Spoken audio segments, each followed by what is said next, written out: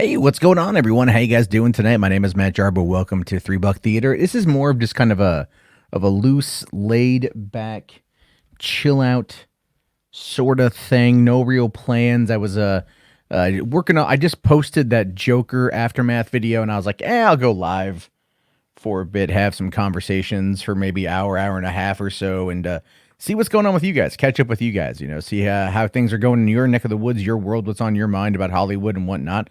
And maybe probe ya for some stuff. I have questions about the future content on this channel that I'm kind of looking for some feedback on, because I'm not gonna lie, not necessarily happy with the way news is going. I think it's gonna be like this for a while, and everything else is a scoop. It's a leak. It's something that's weird.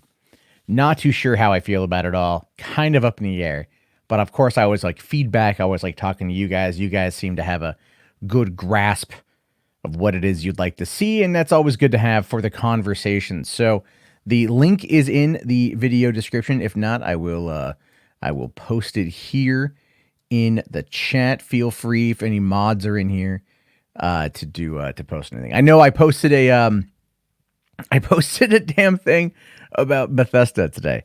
On the as a thumbnail. So the only thing I could effing think of was just posting that, because I thought it was funny, and everyone's talking about Bethesda. Everyone's talking about it buying Xbox, right? Or sorry, reverse that.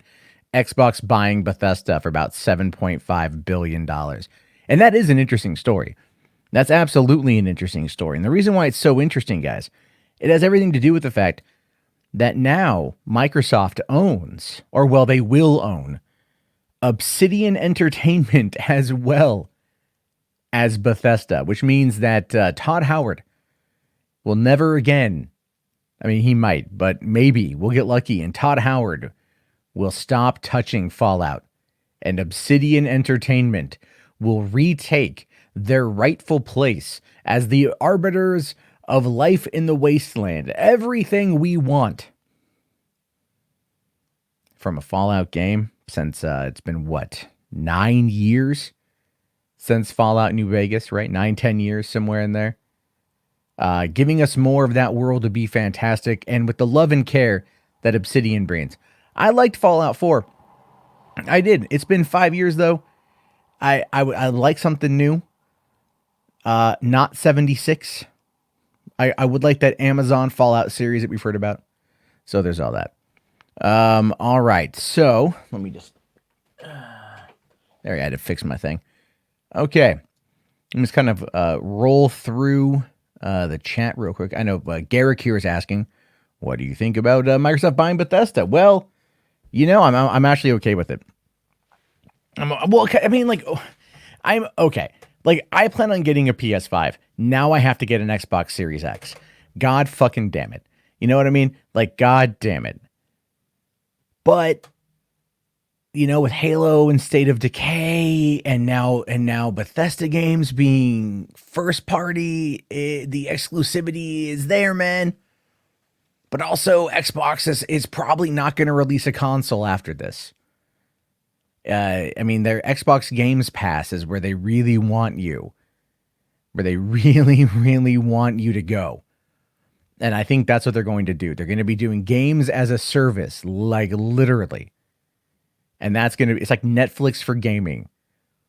And people will pay it because it's ease of access. So people will pay it. But physical media will be what's going to be, I think, what's going to save the day. All right. Hopefully there's a new Evil Within. I'd be okay with that. Josh, I see you back there, buddy. Let's see. No way Microsoft makes Elder Scrolls and Fallout exclusive to Xbox's franchises are too big. Yeah, but they would sell. They would sell the subscription service. They would sell the consoles. They don't spend the MMO. The MMOs will be available on all the platforms, but I think the actual games themselves probably will not. So, Shifty Gizm here says they dropped more on Bethesda than Disney did Star Wars. Yeah, 7.5. Well, it's not just like Bethesda. Again, it's like Lucasfilm was more than just Star Wars. Bethesda, they bought ZeniMax. So it's like Bethesda Softworks. I think it's a bunch of other studios, a bunch of other things, It's It's not just Bethesda Softworks. They bought the whole brand. They bought the whole thing. So it's a crazy situation. But all right. So let me just kind of thoughts on the McFarlane figure line. Well, I'm not a big toy guy, so that's not too much for me, to be honest with you. That's not one of those things. So let me just kind of jump up here. Let's see here. No aggro stuff tonight. Just nice, simple. I'm chilling, dude. Last night was crazy. So if you guys don't know, last night I did a Boulder Talk Radio that I only really intended to go for maybe an hour and a half, and it turned into over 3 hours, and it turned into a gigantic shit show. It was funny, but I'd prefer to do other things. So here we go. Let's see, $35 a month for a Series X with Game Pass. You can't beat that. Wait, hold on, Siege. Where are you seeing that at? Because that's not so bad.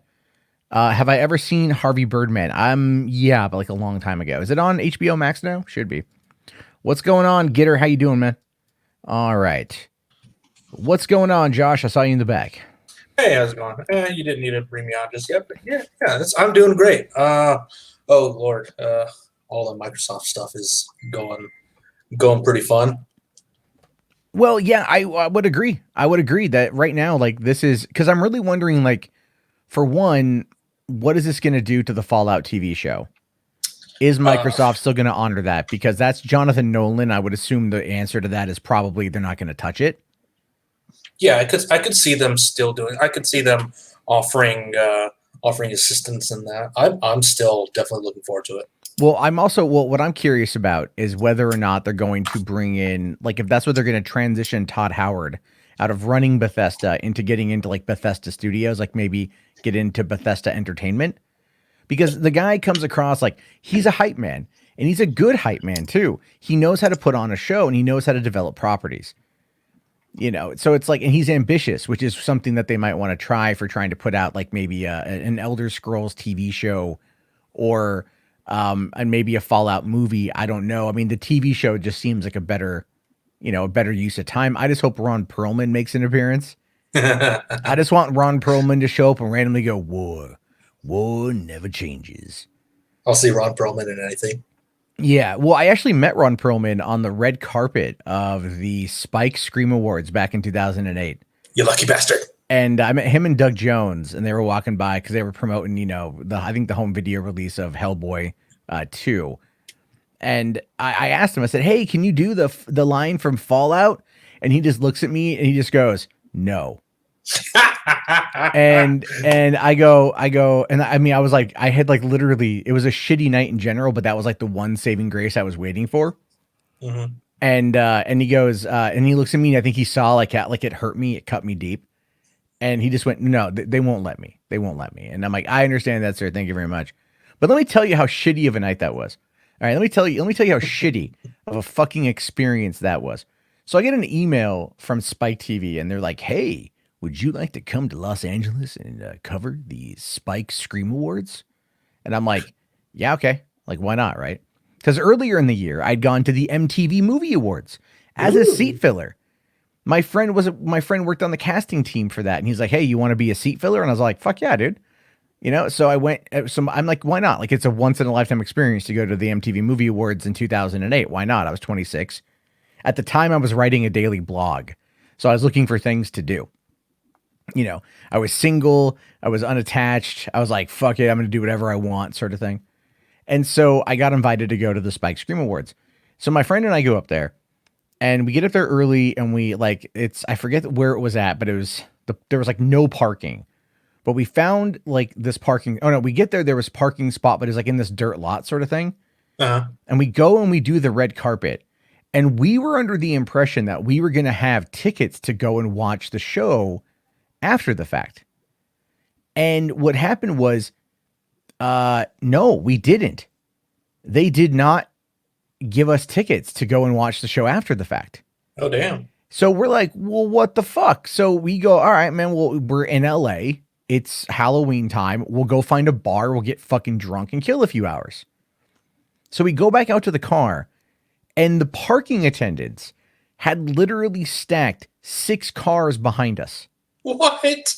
Yeah, they packed that whole dirt lot with everything. You couldn't go anywhere, and the event had literally just fucking started. So we were pissed. My friend, livid, pissed off. He starts threatening to call the cops. He's like going to security and he's like, I do security too. This is fucking horse shit. Your parking attendant guy's fucked up. You need to go and get a tow truck to come out here, move all these goddamn cars so I can fucking leave because you are blocking my car. And that, you know, he was going all fucking crazy. I mean, we were like talking to like the administration of the venue. You know, well, time to rent some cars. He was so pissed off at that. And I at one point went like, cause I'm pretty good at smoothing things over. I'm pretty good at like talking my way into things. Uh-huh. So I went over to one security guard and I was like, we already talked to him. I said, dude, look, my friend's clearly pissed off. All right. We didn't know that we were going to be stuck here. They're not going to let us, you know, go inside, but there is a tent over there where we can go and watch the event and sit inside. Is that okay? And the guy's like, well, I'm like, look, dude, here's our press passes. We're clearly like, we were already inside. And the guy just goes, yeah, all right, cool. Go on in. And I'm like, thank you. But I was so mad at my friend that like, I literally went to the other side of this tent and I did not sit near him for 3 hours. I was embarrassed. I love this guy like a brother. Like he's a brother to me, yeah. You know, and like our families are all friends. You know, we've been friends for 20 years almost. He's like a brother to me. I was so fucking mad at him in that moment because I'm like, dude, what the fuck? Like, why are you, you know, like we got to, you know, getting all mad isn't going all Karen. And this is 2008. So it's like Karen wasn't even a term yet. But going all fucking Karen is not going to get what you need. Like you can't, like I've learned one thing because I moved to LA like 2 years later. One of the things I learned off of that was, quite frankly, you can get anywhere in LA if you know, if you can grease the right palms. And usually it all boils down to just like make someone pity you. Yeah, And I'm not kidding you. I'm like, I know that sounds terrible. Like you're just kind of cucking yourself, but it's the reality of it. You make people feel bad for you. They will generally tend to bend over backwards to help you. Yeah. Right. We especially in LA where everyone's like this fucking savior complex, you know, and I use that to even talk my way into E3 for my friend, different friend. It was like, yeah, it was 2010. So it was like 2 years later. And we get to E3 and I had a scam to get in. I had a system in place, had never failed me. This year it failed me. So what I would do is I would pre-register on the website, but I would never go as far as to send in my verification. So I'd be in the system, but I would need to go present my verification and stuff. By that, it's like a review or an article you've written in the last 2 years, right? On company letterhead. So you just print out some shit and you take it up there. You know, I'm not saying plagiarism. I never plagiarized nothing. I always wrote my own reviews and everything else, but I still, whatever. You know, so we get up there and this is my plan. It's always worked. It's never not worked. And the lady just goes, no, you can't come in. And I'm like, wait, what? Because I had a job. I actually had been hired by a new Star Wars, The Old Republic blog called askajedi.com. This dude was throwing down some fucking money to get interviews with the BioWare dev team. And when I say money, I'm talking $20 an hour. He wanted a 2,000 word article and he paid 25 cents a word. Damn. Yeah. And he wanted multiple articles. Like I paid my fucking rent that month off of that literal 1 day gig. Right. Like I made so much money off of that one gig. I was able to pay my rent that month. And I was fucking, trust me, dude. I was like, oh shit, you know, like it was bad. But we get up there and they won't let us in because of that shit. And I'm scrambling. I'm calling everyone I know who can possibly get me in. I'm like, dude, this is fucking bullshit. Fuck, motherfucker. You know, and I'm like, this, because the lady had basically said, we're at capacity. The LA Convention Center is at capacity. And I'm like, no, it's That's not. total bullshit. Dude. No, it's not. I've been here multiple times. Don't you talk to me about capacity. You know, and I was mad. So I devised a plan. And my plan is to wait for that lady to get up to go away. And then when her replacement comes in, I'm going to sneak up to that replacement who doesn't know me. And I'm going to put on the waterworks if necessary. I'll be all like, girl, I will suck your toes. Like, I don't give a shit. I want in. So I talked to this other lady and she was very friendly. And she's like, okay, well, you registered in the system. And I'm like, yes. She's like, but your associate didn't register. I said, no, unfortunately, we forgot to register him. He just came up with me from San Diego today. You know, I didn't think it'd be a problem. We've done it before. I'm so sorry. And she goes, well, I can't let him in, but I can. Your verification, your paperwork looks in order. Okay, you can go back and get a badge. And my friend's like, all right, man, like we'll just we'll just split badges and shit. You're not supposed to do that, but like, fuck them. How would they know, right? Yeah, exactly. So, because my name is Matt, his name is Mark. They're not going to sit there and check on that. Now, if my name was like Shavante, that was on my badge, they're going to read that and go, can I see some ID? And then I'd be like, fuck, or some shit like that. So anyway, we go, like, I go back behind the curtain and I'm talking to the attendant back there. And this is literally the line that I used on this guy. I look at him and I just go, have you ever had a day that just simply will not stop fucking you? And he's yes. Like, what are you talking about? Like, what's going on? And I tell him everything. I'm like, dude, come on, man. Like, look, we got the review right here. He's got we got the business license. He's a reviewer on my team. I don't know what the hell they're doing. Like, they just, everything's in order and they're denying us entry. They gave me entry, but not him entry. It's like, what it is. And the guy just goes, okay, give me your information. I'm going to go enter your paperwork. You enter his information and I'll give you guys a badge. Nice. So the badges at the time were $500 if you were not brought in. No. It's this thing. Everyone now E3 is like, oh my God, E3, I can pay to go. It's $250. That's not bad. And I'm like, it was $500 when it was more restricted. They lowered the price. So you know what? Like, fine. You all want? People paid it too. So anyway, like, but I'm like, I'm not gonna pay that shit. I got no $500, right? I'm like, I'm a fucking poor writer living in Hollywood. This is paying my rent. We get the badge. And I think the guy, I didn't have to suck his dick. I thought I might have to suck his dick, but I didn't have to suck his dick. That was good too. Well, I mean, like, you know what? At that time, I would have been like $500, shot to the mouth. $500, shot to the mouth. I would have got my friend though to do it because it's his badge. I already had mine. So I love the guy. I would have set him up. I would have been like Tinder app for him to get in to E3. Actually, now to be Grindr. Yeah, actually, it's funny. I have another quick story about that too. And so yeah, we ultimately ended up getting in, but E3, I'm not going to lie, dude, E3 has been crap for years on the inside. I love that Sony and Microsoft and all of them are going independent. They're saying, fuck E3, they're doing their own stuff now. Or at least this year. Yeah, well, I like that too. I'm very happy with that. That they're kind of doing their own thing and they're doing like Sony's got their state of play or whoever the fuck's, Nintendo's got their Direct. I can't watch a Nintendo Direct though. It bores the hell out of me. Same with the Sony stuff too. I watched like the Ubisoft one they did the other day, and like I get it. Like I just was so bored by it, and I don't know why. I was just bored to tears at the PS5 reveal from the other day. Man, I was sitting there watching that shit, just going like, "Oh my God!" All I care is the numbers. Give me the prize. Yeah. I'm gonna buy fucking Spider-Man Miles Morales. I'm gonna buy this shit. I don't care about this stupid fucking cutesy kitty game. Give me this motherfucking shit. Right? Like, give me, I don't even want Call of Duty for it. Like, I don't even give a shit about Call of Duty. Oh my God, that shit was bad too. You know? Like that was the thing. Even the Demon Souls thing. Even the Demon Souls trailer, I think, was like that gameplay, it looked gorgeous. It looked amazing. But I was watching it, and he's just going up there, and he's all like, Hadouken, and he's just cutting one-hit kill everybody. They go to attack him, block, block, block, strike, dead. And I'm like, dude, they're all dying in one hit. What the fuck? Like, what is this shit? Are they playing this on easy mode? And I'm like, what the hell's going on? And then I get it. It's like he goes to the boss, and he dies in one hit. It's all like, you died, and like Demon Souls. I was like, all right, cool, man. Fucking, I'm going to get it because I like Demon Souls. But I just thought that kind of turned me on. I don't know. I get bored by those collections. I don't know why. Like something, it's not that it needs to be like, I also don't like the live show, if I'm being fair. I'm really weird on that. What I would prefer, I think, is just like a couple of dudes sitting there, like shooting the shit. Yeah. Like just shooting the shit. It's not corporate PR nonsense. It's just like, yo, we went to this gaming YouTuber, and not like a big, I mean, I know they'd want to get like a PewDiePie or a Jacksepticeye or a Markiplier or whatever. But like, I don't know. I'm an adult, so I don't watch that shit. It's not to say, because I mean, they're adults too, but it just doesn't interest me. It's like, I've never been the target demographic.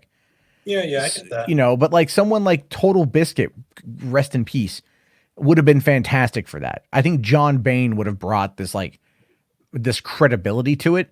He would have brought this enthusiasm to it. He would have brought all of this cool shit. And I really think like that's one of the bigger problems that these companies have. And I'm talking even movies. I know we're talking about gaming, but even Mhm. there's movies too. Like I go to Comic-Con and I go to all these other events, and it's like it's just PR and PR and PR, and it's the worst shit on the planet. You know, like it's like look at DC Fandom Day 2. My God, what a I fucking didn't even watch that. I I was I not interested at all. yeah. I scrolled through some of that stuff. I looked around some of that shit, and then I was like, "Fuck it, man, I'm done." Like, Yeah, I went about my every, day. I did my thing, and I just went about my day. everything that was interesting happened in the first part. Yeah, I know. It's all like, we got the Batman trailer, we got the Snyder Cut trailer. Everything else, eat a dick. Here's what I don't get. Okay, here's what I don't get. And again, we'll move on. We'll look at the chat, see what people are saying here. But after this, I have to complain. Yeah. Oh no, real quick, hold on. I actually want to talk about one other gaming thing about trying to using different tactics to get in. And then so back 2005, this goes back a long way, right? The release of the Xbox 360, Okay. Microsoft put on a 29-hour event Jeez. in the Mojave Desert. What? Yeah, they did. Why? They put on this, I don't know. It was in an air they went to the Mojave Desert, they rented an air yard, right? They cleared out an airport hangar, like an airplane hangar, and they put in like they basically turned it into this massive like gaming station, What the right? fuck? Yeah, it was crazy. And then you could enter for tickets to win. So I had entered, my friend had entered, I didn't win, he won, and Oof. he's like, well, I'll take you, and I'm like, shit, but I don't know if my car will make it. Well, we got to get my buddy Mark because Mark is my best friend, and I want Mark to go. Mhm. So I went on fucking eBay, right? And I'm looking around eBay trying to see if anyone's selling their side ticket. And this one dude was, and he wanted like $200 for it. And I'm like, Wow. man, fuck you. Because the thing is, you didn't know if you were going to be getting an Xbox 360 if you went. Yeah. Because it was a pure possibility. You know, Microsoft did ultimately give away an Xbox 360 Slim at E3 to every journalist that was there. I thought that was like, whatever, man. But like, I'm like, okay, this guy wants 200 bones. Let me negotiate. And I negotiated this guy down to $65. Yeah. There you go.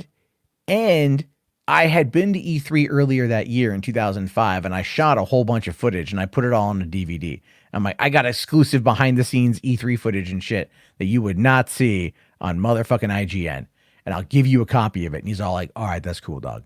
You know, I'm like, all right, sweet. Leveraging my own personal filming experience in order to be able to help my friend get in.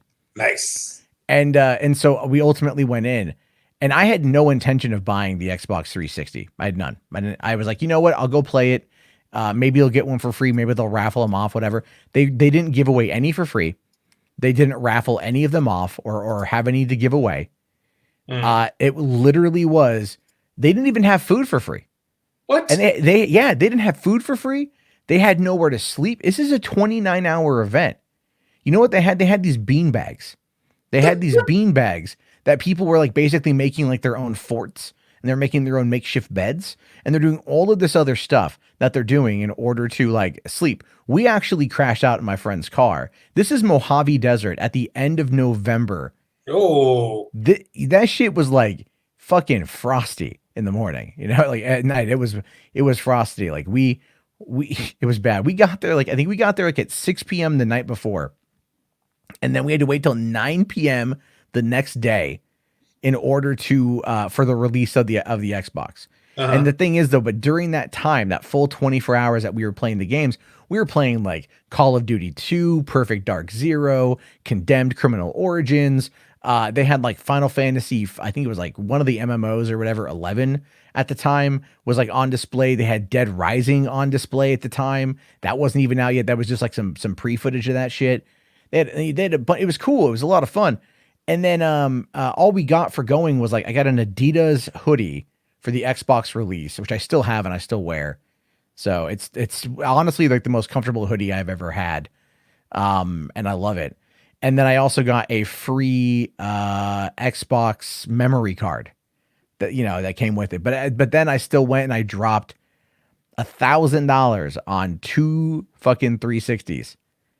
One of them for me, and then Marky asked me to borrow the money. He's like, "Hey man, can I borrow the money?" And I'm all like, "Fuck, you make more than I do, and you don't pay rent either. We both live at home with our parents." And he's like, "Yeah, but I mean, I'll pay you back." Let me guess, he never did. Oh no, that motherfucker did, because the thing was, he was so afraid of telling his parents about it. He just told them that he won it, that he won the Xbox. I've done that. Right? He said that, like he won the Xbox, and then he goes like, "Just don't tell him that I bought it off you." Right? And I'm all like, "Well, then pay me the fuck back, bitch." You know, and like we're still BFF, we still love each other, but it's like, you know, it's just like at that time I'm like, "You don't pay me, I'll rat you the fuck out, dude. I don't care." Nice. I will get my money, motherfucker. I'll beat you like Homie the Clown. And we had a lot of fun with that shit. It was just crazy stuff from all back in the day. I've done so many of these gaming events. They all have their own unique, crazy stories. I don't know why we got off fucking topic on this one. We're kind of on topic, still gaming. Kind of, yeah. I mean, it's a movie chat, but fuck it, whatever, man. All right, we got a $2 super chat from Hondo the Razor. Thank you, Hondo. Sounds like the Fry Festival. Make a lore vid. Yeah, I could. I wish I would have had. I wish I would have had my camera. I didn't bring my camera at the time. I wish I.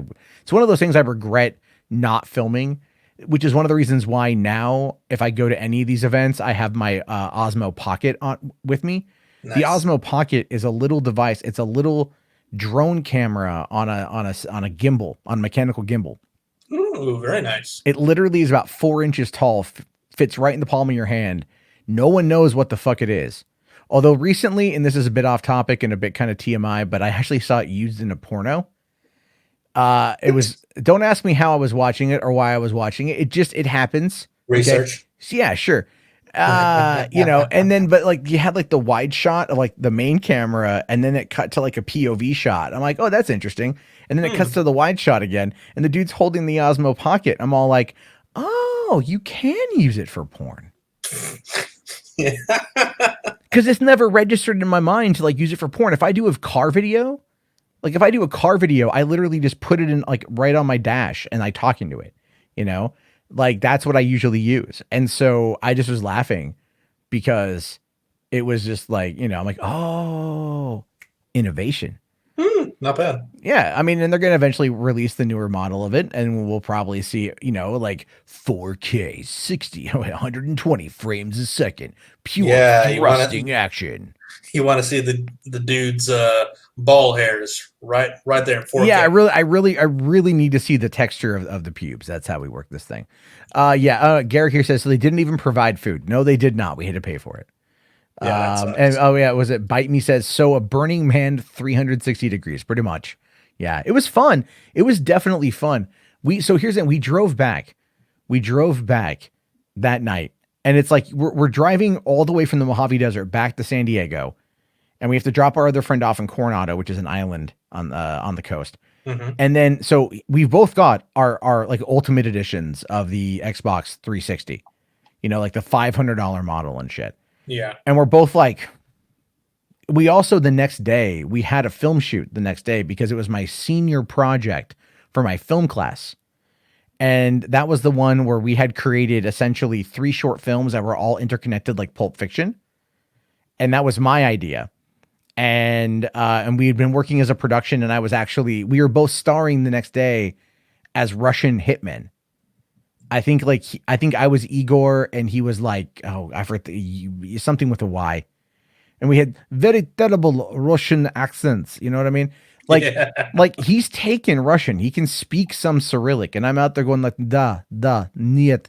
You know, most basic of the most basic. I say, hello, it's Strasvutsia. You know what I mean? Like, it's just like, I was like trying, we're so hamming it up. I mean, we're 25, we're dumb as shit, you know? And so, no, at the time we were 23. We were 23 at the time. And wishing you were Brett Kirshner. Yeah. Wishing I know how to talk. I know how to speak better Russian now than I did back then. Now it's easier. Back then, not so much. It still needs some work, but I work on my accents when I'm usually by myself. As don't we all. Yeah, I mean, like, I'm trying to like, I really want to like, do you, I always fuck up New Zealander though, man. Because it always shifts. Like, I try in Australia and that will merge into a Kiwi, and then from there it goes into like a British. You know what I mean? And it's Yeah. just like it's this weird transition. I can never maintain it, and I would love to be able to speak like a Kiwi because I just really, really, really like how soft their dialect is.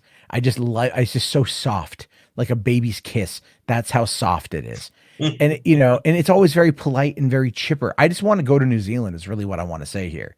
Yeah. I've got a buddy who's got a connection to the Weta workshop.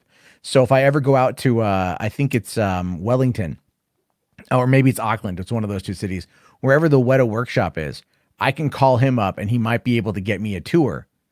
And in the back of the Weta workshop, they have got a fully functional working Halo Warthog. Oh, nice. And it's still back there as far as I know. So because that same friend of mine worked on the last Narnia movie where Weta did all the prop work. And then after that, because he shot that in Australia, and then him and his brother spent 2 weeks in New Zealand and they went to the Weta workshop. And I'm like, you guys fucking suck. Like, I love you both, but you guys fucking suck. So it's on my bucket list to like get there. So if I could eventually like turn one of these projects I'm working on here into some shit, into something that can make me some money again, I could probably find a time to fly out to New Zealand. And I think if you guys ever want to see me go to New Zealand and cry like a little girl at Hobbiton, because I totally would, I would totally break down in tears because I just want to see it. I just want to I'd see love it. to go. That'd be great. Like it would be like one of those videos where like the YouTuber's like, I'm colorblind and I'm putting on these colorblind glasses. I'm seeing colors for the first time. I'm like, that house is so tiny. Next thing you got to do is travel to Mordor. Well, I've been to Compton.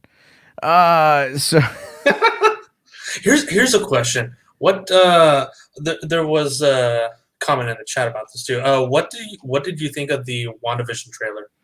I feel like the WandaVision trailer was interesting. It didn't necessarily wow me because I know what it's trying to sell, but I don't think it sold it well enough. It's I know it's trying to push the weird. Yeah. The thing is, the weird is it's to the normal average audience. Weird is not always going to cut it.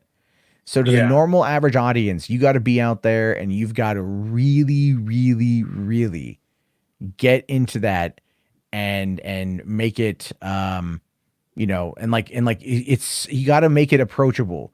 And the thing is, by looking at it from like the Bewitched, I Love Lucy era, going in through the different decades of sitcoms. Obviously, there was like that one of her that looks like it's from the 90s, like she's in a Roseanne ripoff. Yeah. Like that's going to be fascinating to see. Well, how do you think it'll tie into a Multiverse of Madness, and where do you think it's set in the MCU? Because I have my theories. Well, it's definitely between the events of Avengers. I think it's going to happen during the 5 years, but in the snap, because that just seems to make the most amount of sense. Like, because we've always asked the question, where do they go in those 5 years? I mean, to them, it's like a blink, but where do they go in those 5 years? The likely answer is like they go to whatever this weird multiverse purgatory situation is. And that's probably where she's at. And Vision, as we saw, is dead. And Vision is, and I like the fact that it's like that they're doing that. So maybe this is where the Soul Stone takes them. Maybe this is what is what's waiting for her, And during this time that she's there, that 5 years, that's where the twins are going to come from. But the thing is, are the twins going to be just a figment of her imagination? Are the twins going to come with? Is she going to be able to find her way out? How does it tie into Agents of S.W.O.R.D.? Because we know that Monica Rambeau shows up, and we know that S.W.O.R.D. is going to be a part of this. Darcy's going to be a part of this from Thor. Those shots that we saw in the trailer looked like they are outside of whatever it is that's going on. And who knows? And they might even be setting up, Kang the Conqueror, because that Ant-Man 3 is going into pre-production. Yeah. So they might be getting ready to start merging into that and expanding that out that way. I don't know, but I mean, the biggest question I have is not about how is it going to tie in. is how is it going to fare against The Mandalorian? And are they planning on Yeah. pitting these shows against each other? Not that it's a bad thing, because we're not talking network ratings here. So people will dive right from one right to the other. Yeah, I could see them premiering it after after Mando 2. Yeah, it's like it could be like 8 episodes of Mando, 6 to 9 episodes, I think, of one. I don't know what the official episode count is. I think we're gonna find out here pretty soon. But it's coming. And what sucks though is Falcon and Winter Soldier.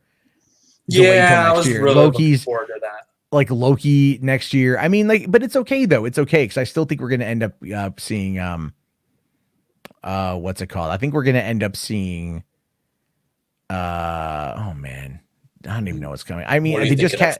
I just kind of blanked out, but I think they're gonna be. Oh no, Black Widow I think is gonna go to Disney Plus. Oh yeah, it's always going to Disney Plus. If fucking Mulan pulled in what they said $261 million. Yeah. On that shit, like what? Oh my god, no way. And so we'll have to wait and see what happens with that one. But all right, man, I'm gonna let you go for right now, but hang around. Might bring you back in. Ask some other people that are waiting in here. So appreciate the conversation, and we'll talk. See you when I see you. We'll talk soon. All right, man. Thank you. Later. All right. So real quick here, still no news from Shidoko. Shidoko says on the Marvel's What If animated series. I agree. I don't know what's going on with that one. It's kind of weird. We've seen a couple little tidbits, a couple little things, but not so much. So I'll have to wait and see on that one. All right. Gary, how's it going, man? Good, man. How's it going with you? I'm alive. Yeah. Yeah, that's fun. It's about, close to 2 a.m. where I am. Jeez.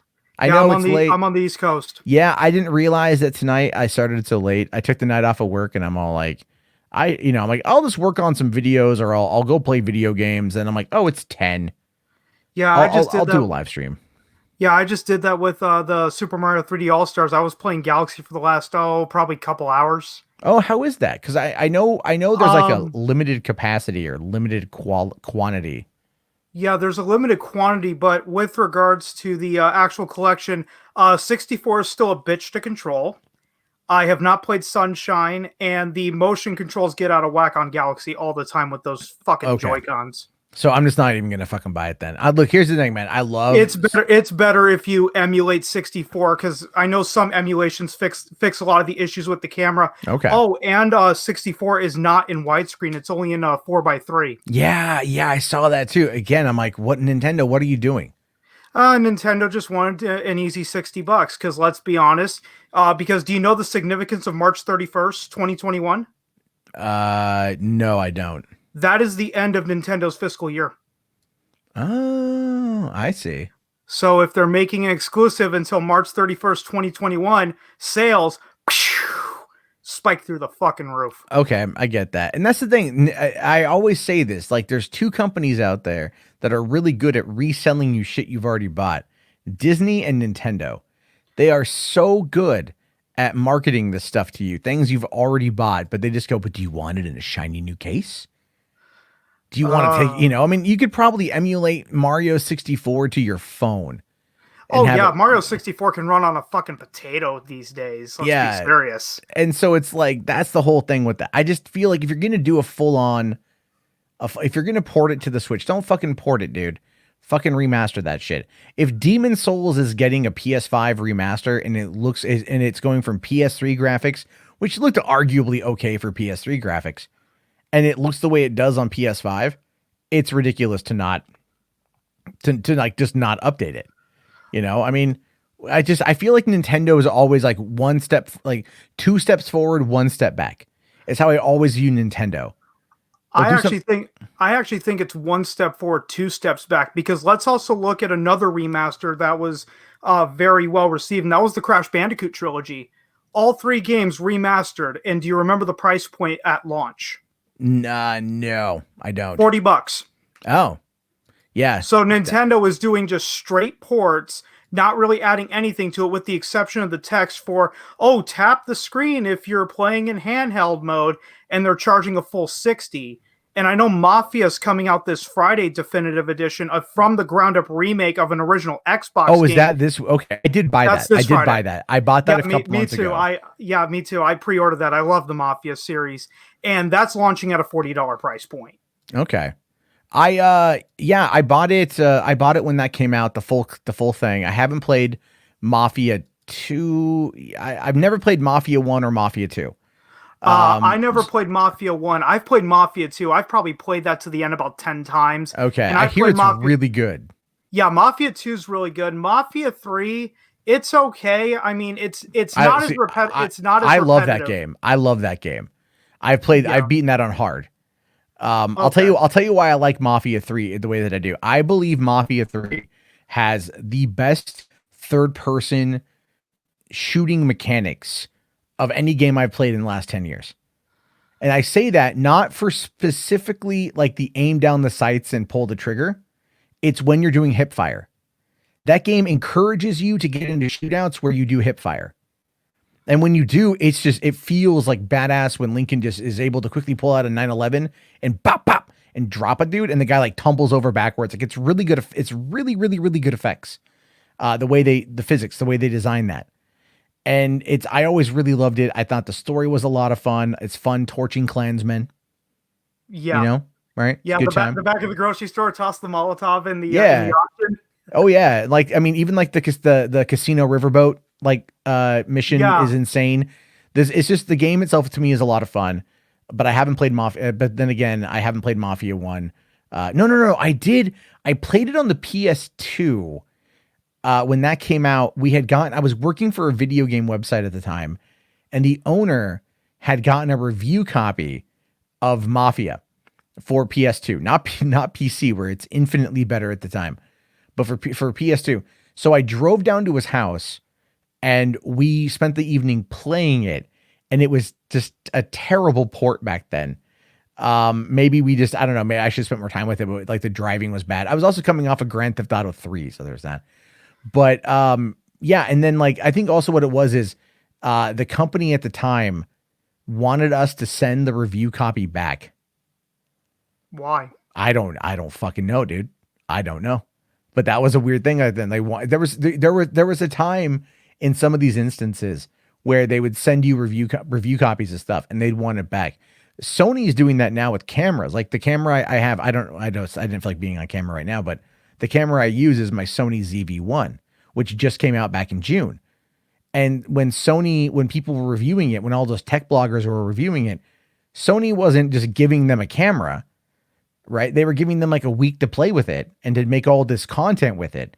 But then they wanted them to send it back. Sony's going to be Sony at that I didn't point. think it's, well, I mean, these are $800 cameras, you know what I mean? They're giving out like, 20 or 30 of them or whatever to these, well, maybe even more, maybe 100, 200 to these different outlets around the world, 300, 400, it does start to add the hell up after a while, but all things considered, those are what pushed me to end up getting it. So. Yeah, but if the tech bloggers are big enough, you can probably eat that cost with the amount of sales that you're going to make up over the long run. So I don't know why they would force you to send them back. Well, maybe they gave them to them in but none of them ever said that they did, right? Like none of them ever said that they kept it. They got them just to kind of play with a little bit. Maybe because they didn't want them to be resold on the market. I don't know. I mean, if Sony or any Canon or DJI is sending you any of this shit early, the last thing you'd want to do is burn a bridge by pre-selling that shit on eBay. You know what I mean? Like, yeah, but I think they could track it down pretty easily who's pre-selling it. Like, okay, we send out 20 to 30 units and here's these, 4 or 5. We can just look at these 20 to 30 that we've pre-sold out and that's what we have to work with. Yeah, no, that's a good point. That's a very good point. I don't know what it's all about. I mean, I'd love to look at this point. I just want to get like some of these boutique Blu-ray places to like send me movies again. Because I think physical Criterion, media, Arrow type. Yeah, shit. yeah. Because I bought the Arrow Pitch Black on 4K. It's really cool. I got to go pick up I meant to go pick up Ghost in the Shell 25th anniversary 4K remaster that they just put out. The animated movie. Yeah, the animated one, not the 2017 movie, which I didn't hate, by the way. I've also never seen the original. I've refused to watch the 2017 movie.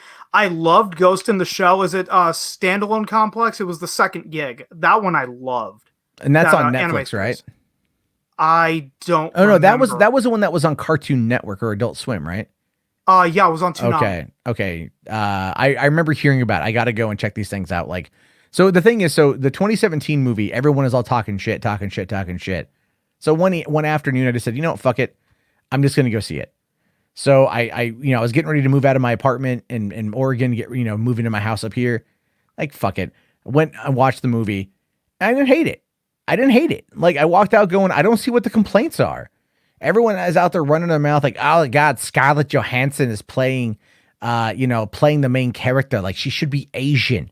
She should, and all these woke left blue check marks are losing their fucking mind. All these, anime avatar weebs are losing their fucking mind over it. And here's the thing.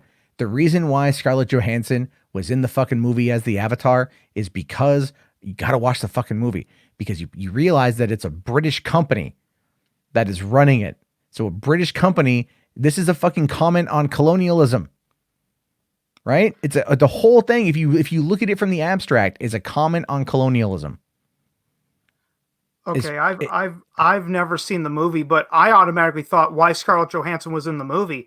The studio invested over $100 million into it, and here's Scarlett Johansson at the time, which was what, 2017 when that movie came out? Yeah, they'll be coming off of Avengers, and well, I'll tell you this though. You know why? Do you know why they put Scarlett Johansson in that movie? I don't think it has. It has name recognition from Avengers, obviously, right?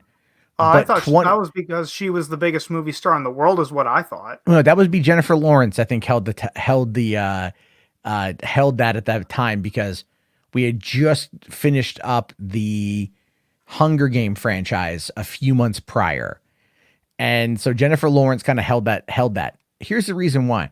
Go back to the summer of 2014, August 2014 specifically. There's a little movie called Lucy that came out. Yeah, Luc Besson movie. The Luc Besson movie where she can like hook up into like the computer or something? Yeah, it's all string theory. It's all like weird things. I mean, it's a cool concept, but the movie just becomes super fucking weird by the end. And it just, it made very little sense to me at the end of that movie, but I get what he was going for with it. But the thing is, that movie did very good, right? It did very, very, very good. It made a lot of money. And I think that on top of, because it tested well with international markets, and the Ghost in the Shell 2017, let me look up how it did. Let me see here how that did. 2017 box office. Let me see. I want to see this here. So it made worldwide, not as good as it could have been. Shit. $169 million worldwide. That's low, considering it was a $110 million budgeted movie.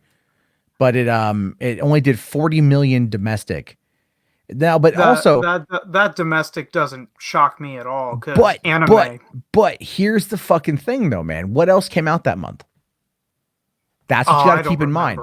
This was in March of 2017. All right. Beginning of the month, Logan. Oh yeah. Followed by Power Rangers at the end of the month. Power Rangers fucking sucked.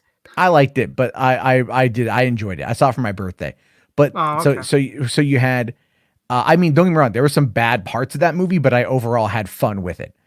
And then you also had Beauty and the Beast came out.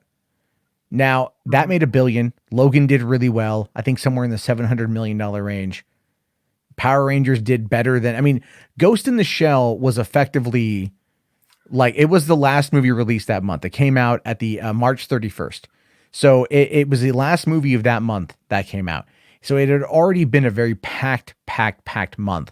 And I do think that had a lot to do with that ultimate lack of a take home, because it just had so much other competition.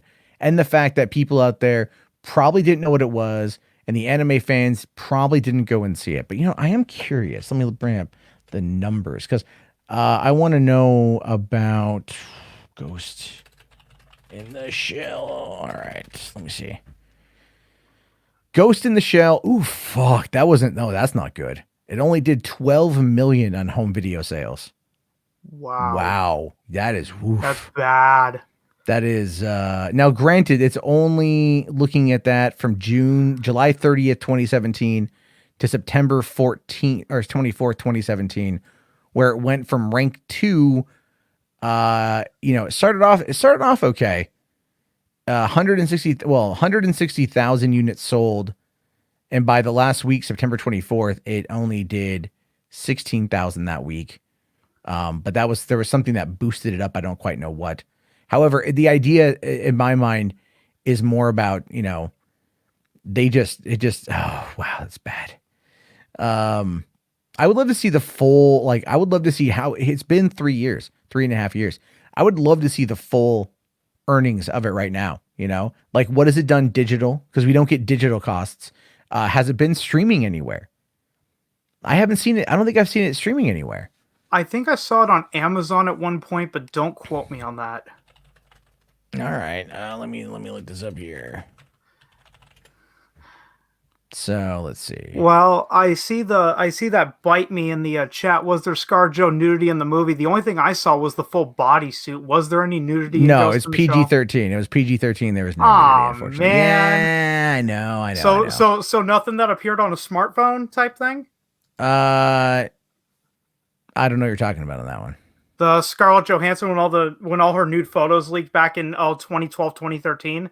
That was the whole Seth MacFarlane, we saw your boobs. That was one of the gags in the song. Oh God, Scarlett Johansson, we saw them on our phones. Oh yeah, that was a thing. Oh my God, so many people were so furious at that too. It was the only one I remember is Gina Davis being one of them, where it's oh well, are we gonna say we saw your penis next? Honestly, look, I'm not one for I don't really have any desire to see male genitalia in movies, but don't watch the movie Lawless with Shia LaBeouf. Or a lot of TV shows on. I know you see more dick now than you used to see. To be fair, you do. Yeah, watch any episode of Game of Thrones. Yeah, you pretty much. You didn't see a lot of male genitalia in Game of Thrones. In Rome, you did. You definitely saw a lot of dick, and it was funny too because it was digital penis. I'm not kidding you. James Purefoy. There's a scene because he played Mark Antony.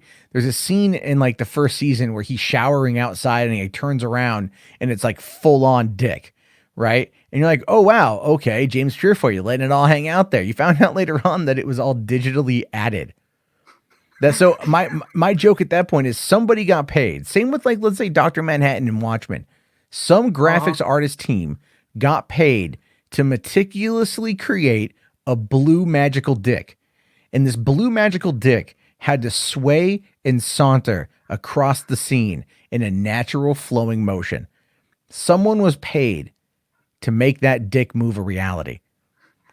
And they probably did so the actors' boys didn't get cold, if you know what I mean. Well, in this particular, it was all CG anyway, but it's always kind of funny to me when if it's cold water, exactly. It's ooh, no, age or shrinkage. It's cold outside. It's not that. There's a lot of that shit that goes on. I just always find that to be really funny though. It's I don't have a problem. Here's what I don't get. Here's what I don't get at all. We watch porno. All right. A lot of us watch porn. I'm sure a lot of you watch porn. You may not admit it, but you've seen porn. There's dick in porn. There's always dick in porn. There's you see dick more often than you might want to admit because there's always penis in pornography. Now, the idea is why is it such a taboo thing to have it in movies when you can go to an innumerable amount of websites and just go dick in the search engine and it's just nothing but dick, a cornucopia of dick. It's all there if you want it. But yet in movies, people lose their mind over oh my God, did you see Orlando? What is it? Chris Evans, that accidentally posted the photo of his dick the other day. Had a snapshot from his story, whatever, I don't know what it was. He posted it to Snap to Insta, and then people were sharing it around on Twitter, and they were people losing their mind over it. They were losing their mind over Chris Evans and his weighing. And I finally saw the picture because then I'm okay, I'm kind of curious. What does it look like? Everyone's losing their mind over it. How bad could it possibly be? Is it mangled? Did it look like it came through a thresher? Is it a terrible circumcision job? What is it? It's a dick. What is the big deal? It's a dick. No, you brought the dick pic. The one I immediately think of. Do you remember the South Park episode called Safe Space? Yes. Where Cartman had Butters go through and delete all the nasty comments. He walks up to Kyle. Look at how many people like this dick. Look at how many people like my dick pic. And then Kyle looks there's more than 2 people on the internet, Cartman. Yeah. Oh, real quick though, Hondo says here, Ghost in the Shell as a self-contained story was really good. Talking about the movie. Wow. Okay. Cool. I have not seen The Vow, but all right, man. Hey, I'm gonna let you go. I got more people lined up in the chat. I want to make sure we get to everybody tonight. Thank you for coming on in, Gary. We'll do more of these call-ins, so feel free to come back anytime. Yeah, thanks for having me on, Matt. All right, thanks a lot, man. Have a good one. All right. Let's see here. Brian, what's up, man? My God, I haven't talked to you in forever, Matt. Jesus Christ. Well, I've been streaming on the other channel. Yeah. And then I feel like I've been ignoring this one, and I don't like it. I've been so busy. I've been doing this. For those of you who don't know, I've been working for the government, doing enumeration. So my job is the Census Bureau. They give me literally, it's like I just get a case list sent to a phone, and so it just says go to this address, and then that's it. And I go to this address and I walk up and I knock on the door and I'm like, hi, my name is Matt. I'm with the Census Bureau. Is this blank address? And can I ask you a couple quick questions? And oftentimes people go, all right, cool. But otherwise I have to like track down houses. So I'm stuck on this one right now. This one's driving me crazy, but I finally cracked the fucking case. So there's this house. It's up the street from me, which is why I wanted it, because it's local. And so it's like a personal local challenge. I drive by it. There's this black gate, like this iron gate. There is no mailbox because it's been like knocked down, but it's on the inside of the gate that I can see. So there's no way to like send them a letter in the mail of, hey, fuckhead, fill out your census form. And there's no way I can sit there and like get their attention because the driveway is so far back from the road that they wouldn't even, the other day I was honking for like 5 minutes, and I knew they were home. I'm like, answer the fucking door, sort of thing. And they nothing. And so I'm sitting here and I'm like looking, I look up their house on the internet, and I'm looking at like the last previous realtor listing for it. And I recognize there's like this creek that runs along the back of their property, and there's no fence there. And I'm like, okay, so if I have to, I will put on my boots. I will go and I will find this creek, and I will follow this creek to this person's property. And if here's a cool thing too. No trespassing signs mean nothing to me. Oh my God. And while I'm on the job, while I'm working, the federal government Census Bureau has dictated that your personal private property means nothing to me.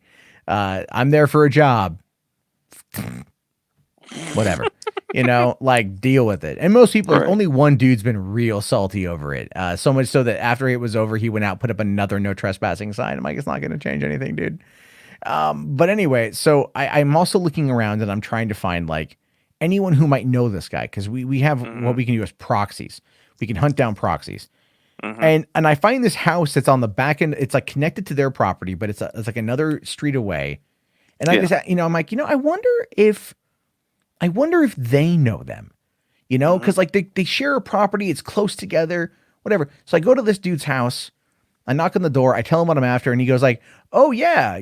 No, I know. I don't know him personally, but like I know he bought the property a while back. But this red house right here, his dad owns that property.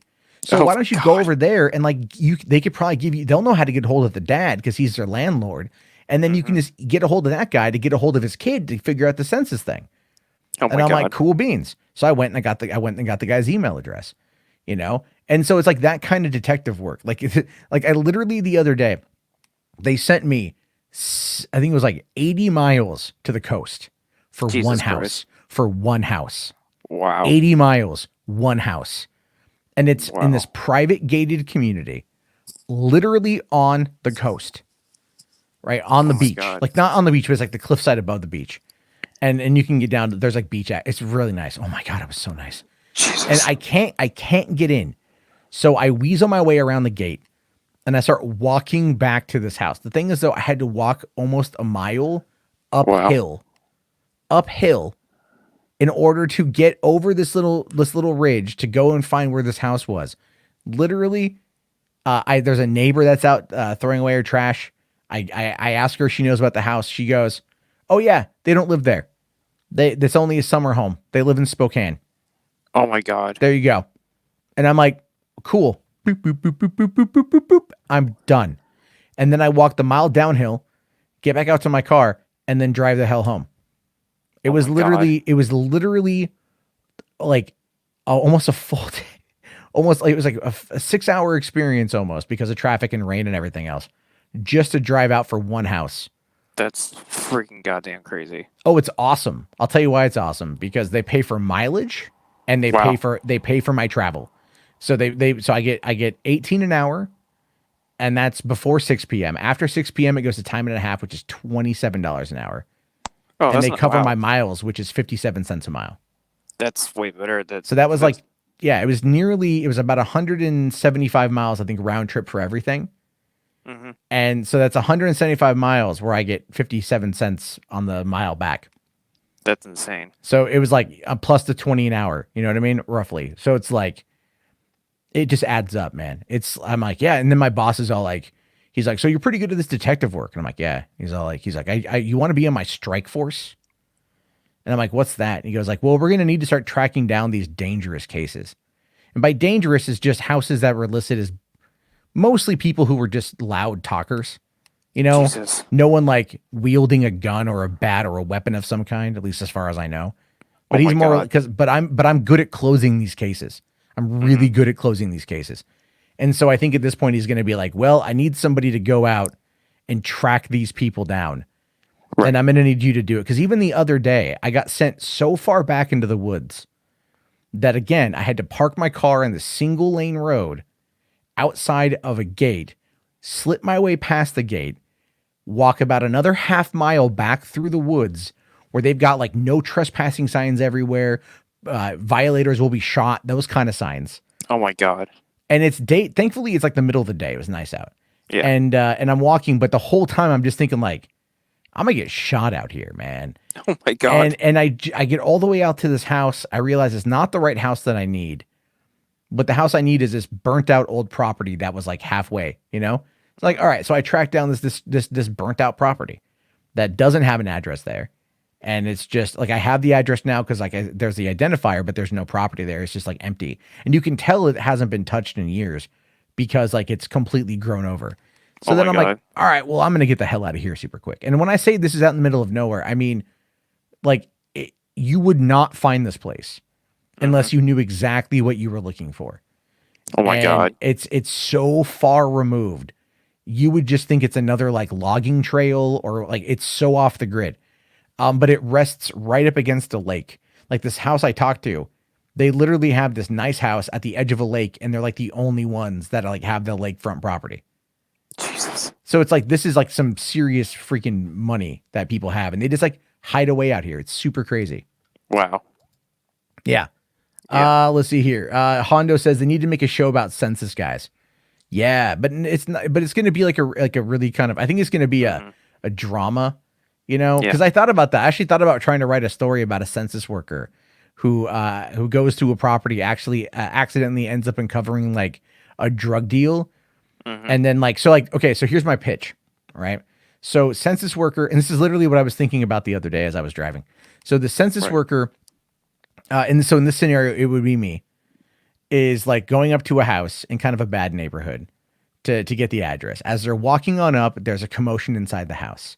They stop, they freeze. What the hell is that? What's going on? What am I hearing? All of a sudden, front door bursts open. Guy comes running out holding a briefcase or bag or something. Two dudes pursue him. They open fire. As they open fire, he gets hit, but he collides with the census worker. Both go down. The dude's not dead yet. As he stands up on his knees to try to keep on running, the other guys continue to open fire, but Oh he's my got a God. gun in his waistband. So the census worker, fearing for his own safety, just grabs the gun and opens fire back. Just blatantly does it, right? Ends up just miraculously gunning down both of these dudes, kills them both. Oh my So, God. so he's sitting there covered in blood, 3 dead bodies. What the fuck is happening? Hears crying on the inside, looks down, sees the briefcase. Money, it's open, just tons of money. Wow. Like 70 grand sort of thing. And he's like, fuck, like no one's around. So he he just kind of goes and like takes the money real quick and he tucks it in his car, then calls 911 and checks on the inside, thinking perfect crime. Like it's one of those moments of like just opportunity. There's a woman inside crying wife of one of the dudes. She doesn't know what's going on. She's freaking out. Baby's crying. Chaos, commotion. Cops come. No, they don't think anything wrong. No one says anything about any briefcase. No one says anything about any money, drug deal gone bad, that kind of shit. All right. Census worker, kind of dubbed like a hero simply because like of the survival aspect of it. Oh my Fast god. forward 6 months down the road. He's got the money. He's scared shitless. What does he do? He can't spend it on anything specifically. He's got to kind of piecemeal it out in order to keep the feds off his ass and to not draw any attention to himself. So he's paranoid about everything. And all of a sudden he runs into the widow and she knows him. And she makes reference to the money. She knows he has it. And here's what you come to find out. She is not the widow. She was the one in charge. She played the doting widow, the crying wife, the mourning the loss of her husband, but it was her who was running the show. Oh Now my she God. wants her fucking money. Now she knows who this guy is. And she's not going to go to the cops. And he's not going to give the money back. And so now they're at this stalemate and she just starts stalking him and like fucking with him. So now he's got to like figure out how to protect his family and keep it from escalating because she's got a bunch of other bad dudes on her side that she's going to use as a way to like intimidate him into giving the money back or outright kill him. So it's like, that's my pitch. Wow. That's amazing. Yeah. But anyways, like the thing is, I came mostly in on because there's been a news story that's been kind of pissed me off a little bit because all these bloggers are making these false accusations and assumptions that Tom Hardy is the next gen James Bond, and I saw that yesterday. that pisses me off. That's total bullshit. Like, I can't even tell you how many articles are ratings saying, you know what, they just want the clicks, and nothing's been confirmed. Nothing's confirmed. Daniel Craig has specifically said that. You know, this is his last rodeo. Nobody it is. And not to mention, I also was rereading an old Vanity Fair article from January, and unfortunately, that Barbara Broccoli said that the next Bond's not going to be female, which I arguably should be, but still, like, why do people pull this shit out of random ass when nothing's been confirmed at this point? It's kind of really irritating. Yeah, I mean, I always find it fascinating that, like, I know she said that the next Bond isn't going to be a girl, and a lot of people they want the next Bond to be Idris Elba. And I'm like, look, just make him like 006, make him 008, make him 003. I don't care. Bond is Bond. That's my take on it. That's my stance on that one. It'd be like if Bond was a black man originally, I wouldn't want him played by a white character, by a white actor. I'd want him to be what he was envisioned as. But if he wanted to expand upon that world, then I'm cool with that. I have no problem with that. Like people losing their mind over Loretta Lynch playing the new 007. I'm like, 007 was just the moniker of James Bond. Bond was the character. You know, it's like number 23 was Michael Jordan's number for the Bulls. Yeah. You know, if they didn't retire it and they kept it going, then there would be another number 23. Right. So it's very dumb to like have that mindset. Right. But I mean, I haven't looked into the story too much. I saw it floating around yesterday. I was like, should I make a video on that? Yeah. Nah. Look at this. It didn't really. I just right now like the Grace Randolph Mandalorian. Pedro Pascal quitting because he's angry nonsense is just like, come on, guys. No, Pedro loves that character. There's no way he would walk Well, away and then from you it. had like Josh from Den of Nerds coming out and saying like, well, I talked to my sources and my sources kind of confirm what Grace is saying. But I'm like, Jason from makingstarwars.net was all like, everyone I've talked to has been telling me that it's been peachy on the filming. You had Giancarlo Esposito coming out, and that guy's been like talking about this shit nonstop. Today, an article on comicbook.com came out where he basically said that Mandalorian season 4 is basically already confirmed and they're already working on it. So like, I mean, do you not think like, for one, Pedro could probably argue more money. If anything, it's probably that. But the truth of the matter is, you know, like he wasn't already on set for like 98% of the damn show. Right. They had the two different actors that were playing the different stunt doubles. And, you know, it's like, he just did the voice. Yeah. So if they back a dump truck full of money up to his place and they just go, hey, Right. you want some, you know, like you just want to voice the character. Okay. Like, that's it. Maybe show up one time to like take his helmet off. That's it. It's not a big deal. And if they're in, you know, like, it's just people are, I don't know what's going on, man. That's No. why I'm so just disenfranchised and disillusioned by all of this shit these days. No, like I agree, and not to mention, Well, you know, here's Safety Zoom here says we got this covered as saying he's not don't quitting. please. Well, I actually, yeah, but you know who they quote as being the source on that? Mikey Sutton. Mikey Sutton. Oh my god, I was gonna say I thought you were gonna say Mike Xerox. Oh No, God. no, Mikey Sutton, because Mikey sent me the article earlier today. Oh my So- god. Yeah, but I feel like Kathleen Kennedy is definitely losing her. I know I've seen your videos. I think she's losing her flavor. It's time to pass the torch down the Filoni or John Favreau. That's just my personal take. Yeah. Let's see here. Well, hold on. Bite Me says 8 episodes in 25, 30 minutes is terrible. Well, if you're talking about Mandalorian, that is season 1. Season 2, they've said that they've expanded the time limit. So it's going to be longer than because Favreau is like, oh, the shortest episode we had was like, I think he Right. said like 31 minutes, but it was really like 27 Yeah. without credits. And the longest one was like 44. And this one, Right. and then where they're going to be for this now is probably more towards the 44-minute mark. And I have a feeling the reason why they're doing that is because they want to. I have a feeling they're going to want to run this on Disney, like on maybe ABC or something, or Yeah. Freeform. They're Or going football. to, or any time that they might be running low on subscription services or subscriptions, they're going to want to like, oh yeah, we'll put the Mandalorian on TV. Like, because if I've already seen the season, if it's already been out for a year or two, I'm not going to care if it Yeah. goes to ABC. No, More never people who mind. don't have a Disney Plus are going to be able to watch No. it. So that's fine with me. Well, another thing too, like what Josh said was really where he's hearing you're hearing about Black Widow on Disney Plus. Well, I've been hearing opposite. I've been hearing that Pixar Soul will be going on Disney Plus, and Black Widow will be released for theatrical.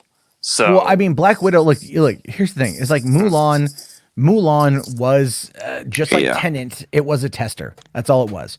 yeah, And Disney putting out the story Mhm. that, somebody running the analytical tracker. I don't know how yeah, they ran that analytical tracker, saying that it had $261 million in profits, wow, and that all would be profit too. I mean, outside of yeah, some advertising online yeah, that they did.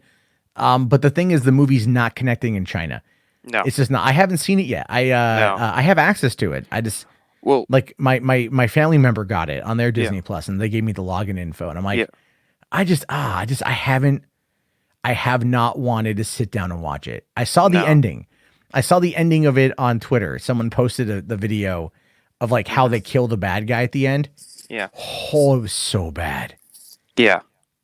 So I'm just kind of like Yeah, iffy with that like thing. Christine McCarthy specifically said Disney's CFO, saying that Chinese media, because of how due to the backlash and what she said last year about supporting the Hong Kong protests, Chinese media is actually like forbidden to review Mulan. It's just how much backlash is getting. It's insane. Well, no. No. The reason why the backlash is happening has nothing to do with the star talking about the Hong Kong protests, yeah, because she was anti Hong Kong sovereignty, right? So the Yeah. Chinese government's going to eat that up. They're gonna go like, you number one, you so good. That's what they're doing. They're like, what this is about is the fact that they're in that province in China, they've Yeah. got a whole bunch of Muslims in camps, in concentration camps. And this movie was shot not far from one of those camps. Mhm. And as a result of that, like the security force for that camp was thanked by Disney in the end credits of the movie.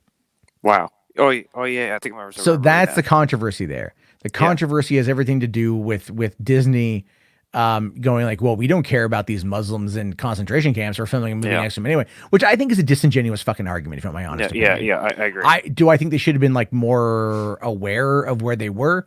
Yes, but production is production. Yeah. It's one of those things where it's like people are just looking for reasons to be mad at Disney. Yeah. And that's really what it boils down to. I mean, Mhm. that's all it is. And there's not much there that's going to be, in my opinion, it's not a long lasting movie. It's not one that's going to end up No. really like standing the test of time. It's already forgotten.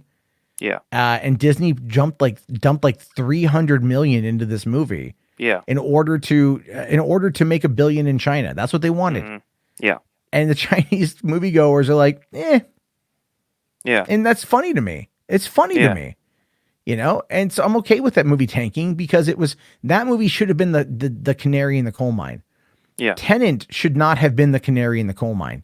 No. But because of Tenet and the fact that it's tanking, most likely means it's going to be on HBO Max or premium VOD here very soon. Well, there was one question I was asking in the chat the other day. Do you think that because Wonder Woman 84 is delayed indefinitely is because Tenet is the casualty of it, and that's the reason why it got pushed back?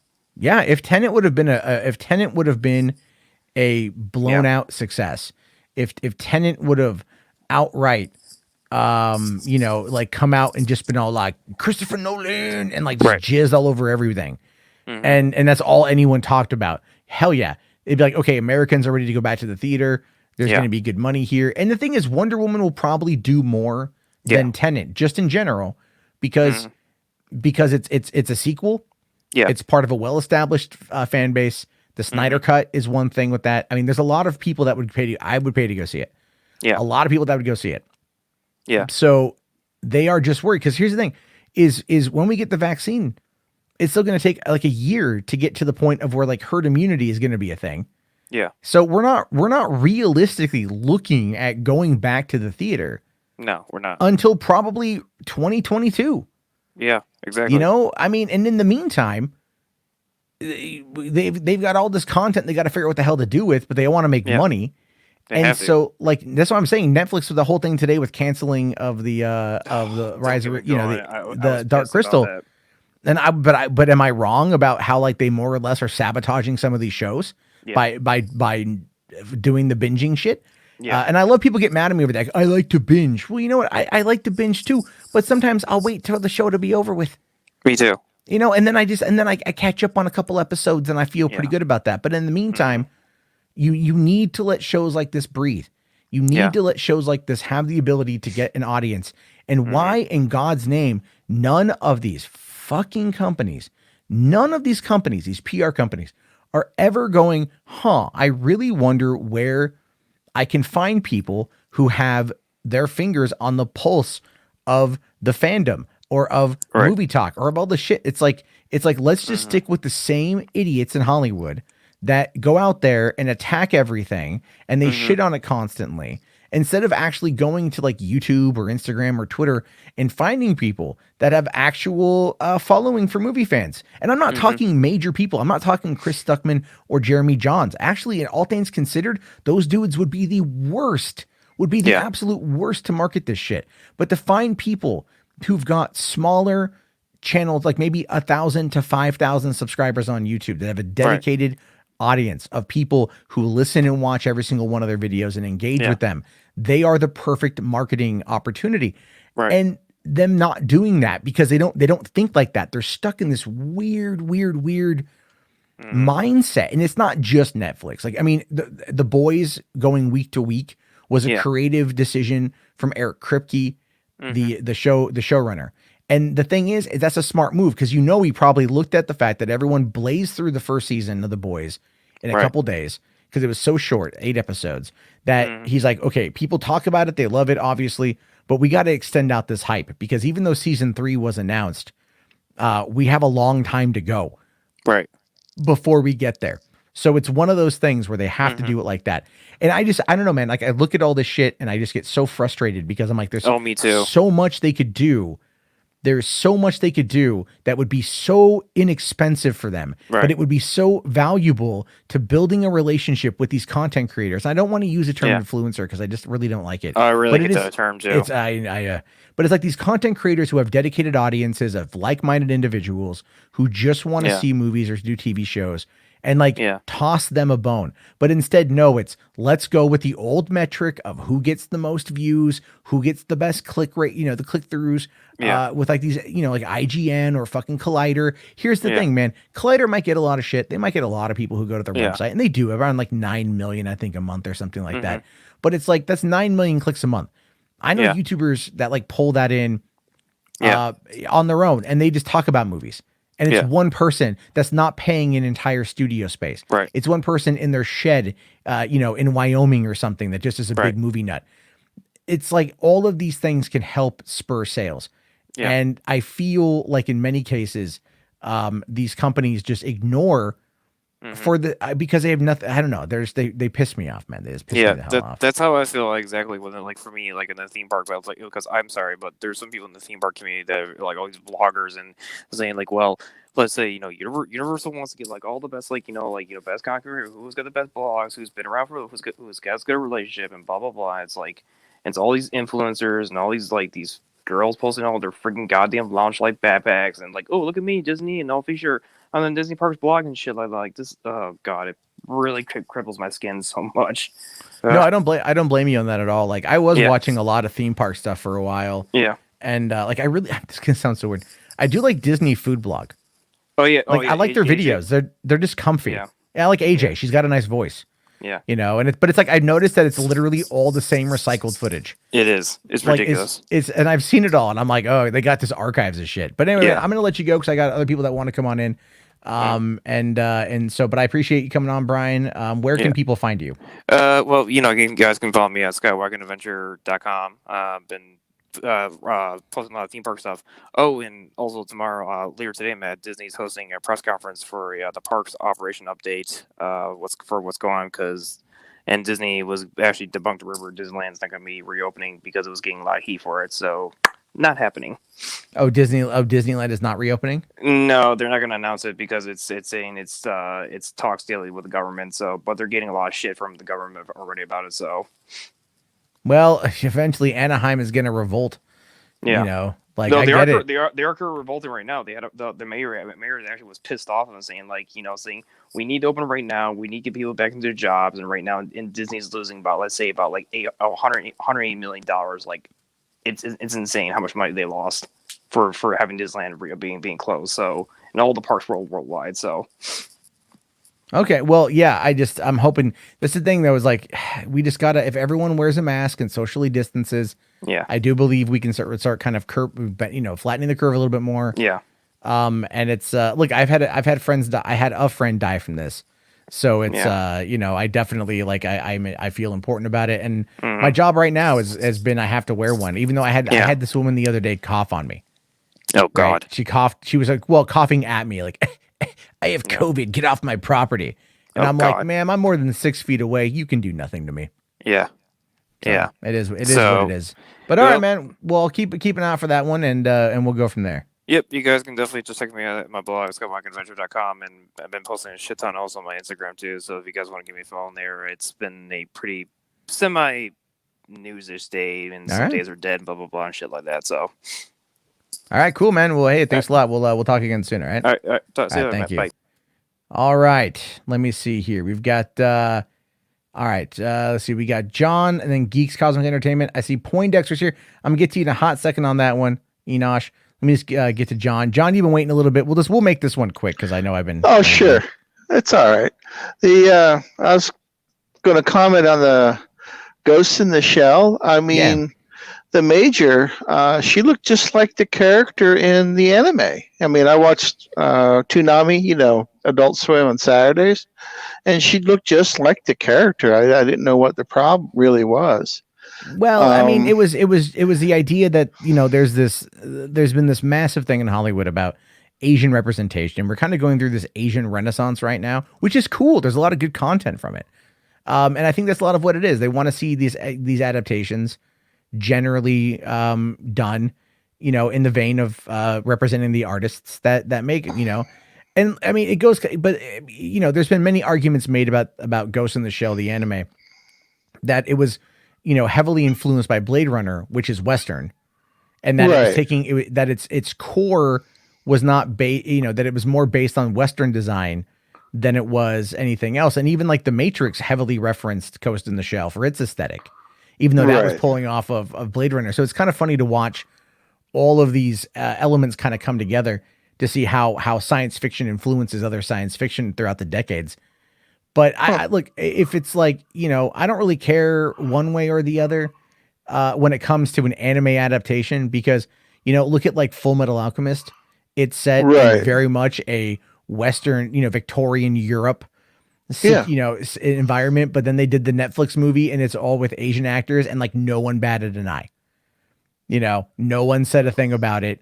No one got mad. But then when they did the Death Note remake adaptation. Oh yeah, that was pretty bad. Set in- I mean, the character looked good. The the guy that bites the apple. Yeah, He Reed. looked really good. Yeah. But how they treated Light and how they treated the bad guy was completely against real. It was so different than the anime of Death Note. It was the anime was mystery and who was the guy, how could he hide? That was the thing. But the movie, I guess it's almost impossible to make it into a one movie. That's how when I saw it. And yeah, well, it's that's supposed to what be I a trilogy. figured. They pitched Netflix a trilogy. Adam Wingard did, the director of Death Note. So he pitched it as a trilogy, and obviously the movie came out, and I think they greenlit the trilogy, or they greenlit a sequel. But he went on to go do Godzilla King of Monsters. No. He Godzilla versus Kong. So okay. he got hired to go do Godzilla versus Kong, and he's finished. I'm pretty sure at this point it's probably already finished because he's just he's been sitting on it and shit. So he was supposed to go work on that. I don't know if he's going to go back to do Death Note. I have no idea. We used to follow each other on Facebook. We used to be Facebook friends because I met him actually when I lived in LA when he was just doing short films. And so I was like, oh, I can hit him up. I can be like, hey, yo, dog, you want to like talk about this, whatever. You can talk about King Kong or talk about Godzilla. And then I go and I look, and he deactivated his Facebook and he deactivated his Twitter. Huh. Oh no, I don't. Yeah. After the Death Note thing, man, like he did his own adaptation and people were pissed. So he took off. He left. I get it. I totally get it. Yeah. I guess the other thing about Ghost in the Shell was, I guess you'd call it race casting, where they want an Asian to play an Asian character and that kind of stuff. But I think at the time when that started being commented and complaining against that, Yeah. I think she was in another kind of independent movie where she withdraw from that. She said, I'm not going to star in this role. And that, I think that would, and the actress had left. I don't know if it's Johansson or not, but there was a movie where a major actor was going to be in this film, and they wanted a different race of an actor. So the actress left. Well, that was Hellboy 2019 had that happen, where you had Ed Skrein, who played, he was Francis in Deadpool. And he was going to play Major Daimyo, whatever his name is, who is Japanese American, right? Or Japanese character. And Daniel Day Kim got on Twitter and got all bitchy about it, which I get. I'm behind him on it for complaining about this. And Ed actually backed out of the role. He stepped down from the role, and then they gave it to Daniel Day Kim. So like the guy goes on Twitter and he complains about it, and then that causes such a stir where the actor feels compelled to step down from the role, and then they offer it to the dude who complained. I mean that is the literal definition. It is an actual visual representation of the squeaky wheel getting the grease. However, I will say this: I saw Hellboy opening night, or the preview night. And I really liked it. I actually just bought it on a 4K the other day. It was that's $10 the most recent one. The most recent one, right? Yeah. And I haven't seen it yet. It's not. It's like the thing is, like, it's not the best movie in the world by any stretch of the imagination. Right. But it has a charm to it, and that I really like, and it has characters that I really like. And I thought this would be a fantastic Netflix streaming show. Like if they were to take it and turn it into that, if they were to put the money in on that front, I think that would be really good. It's one that like I'm kind of rebooting my Aftermath series, and I did one on Hellboy last year, so I can't go back to it, but I do want to do a Podio commentary talking about it. I just got to find someone to do it with, someone who enjoyed the movie, because the whole Podio commentary thing, because I know Enosh is in the back, and I'm going to bring it up because he's here. I'm going to pimp it out. But we did an hour and 20-minute conversation the other day about Demolition Man. Right. And we just talked about the movie for an hour and some change, and it was a lot of fun because we both really enjoyed that movie. And so, Taco Bell wins the war. Yeah, we went off quite a bit about Taco Bell in that. Ooh, I'm going to Taco Bell. Well, the idea is, people who enjoyed it and enjoyed the whole conversation, and Oh yeah, the comedy was good. so yeah, we definitely had a lot of fun with that one. But we have to I have to figure out how to do it. I have to get all my time put together. But all right, man, I'm gonna let you go because I'm gonna probably be on, like maybe another half hour. I'll bring on Enosh and Geek right. Cosmic, and we'll wrap it up that way. No All problem. right, but thanks for coming on in, dude, and we'll definitely talk again soon. Oh, no problem. Bye bye. Thanks a lot, John. Have yourself a good one. All right, I'm just gonna bring in both Enosh and Geeks Cosmic. Hi. What's going on, Hi. man? I don't Not know who much. this Enosh is that you speak of, but Star Wars Episode 9, The Rise of Skywalker, came out exactly 9 months ago, written and directed by J.J. Abrams, Chris Terrio, the creator George Lucas himself, and Kathleen Kennedy, along with Disney, Lucasfilm, and Bob Chapek. Hi, I'm Mike Zero. Please subscribe for made up and completely fake Star Wars news. Don't you mean Mark Uno? Oh, that's right. I'm Mark Uno, but today I just did one as Mike Zero. Okay. Oh, okay. Because it's a spin. It's a Mark Uno special where Mark Uno actually plays Mike Zero. Let's give you the full. Oh, okay, that's what it is. Oh, No, you I- have my name on there. Yeah, I you have got my your name on I there. got your name on there. It's Jarbo, baby.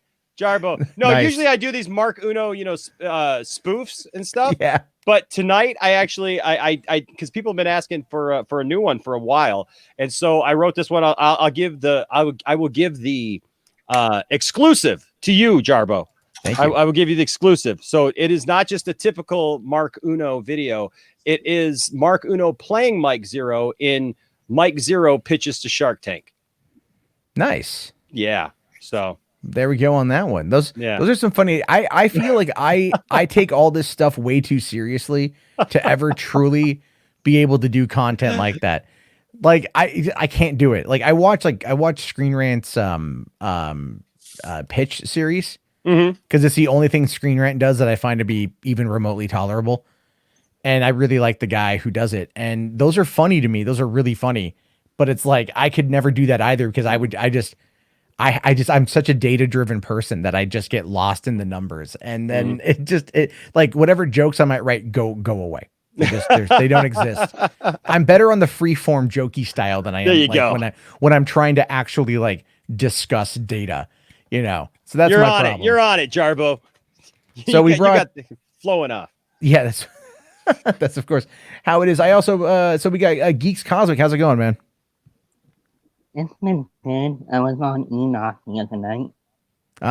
So you're kind of doubling up on that. Mm-hmm. Yep. Get a double We dose had of fun. Enosh. Two fisting it. That can be taken so many different ways. London Tower.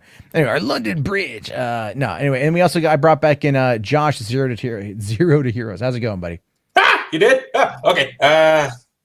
Oh, good. Oh, wow. Yeah, you didn't know I brought you back in. Good thing you weren't doing anything naughty. On Facebook. Okay. Hi. Hey, Beck. Hello. Yeah. Yeah, I told him I'd bring him in later on. I just didn't know exactly. He just didn't know when. Yeah. Oh my God. So today's been kind of interesting with this whole Dark Crystal being canceled and everyone's I'm kind of losing their mad. minds over that. Yeah. Did you say now Geeks, you said that you were going I'm to mad. cancel your Netflix. I already did. Oh, you already did. Is it because of I did. cuties or is it because Yeah. of Oh. both? Okay. Well, the thing is looking at like right now, yeah. I'm looking at like the top stories in from the Hollywood blogosphere right now. And the Dark Crystal being canceled is like number one across the board. People are like furious at this. Wow. I really can't I imagine love why. that show.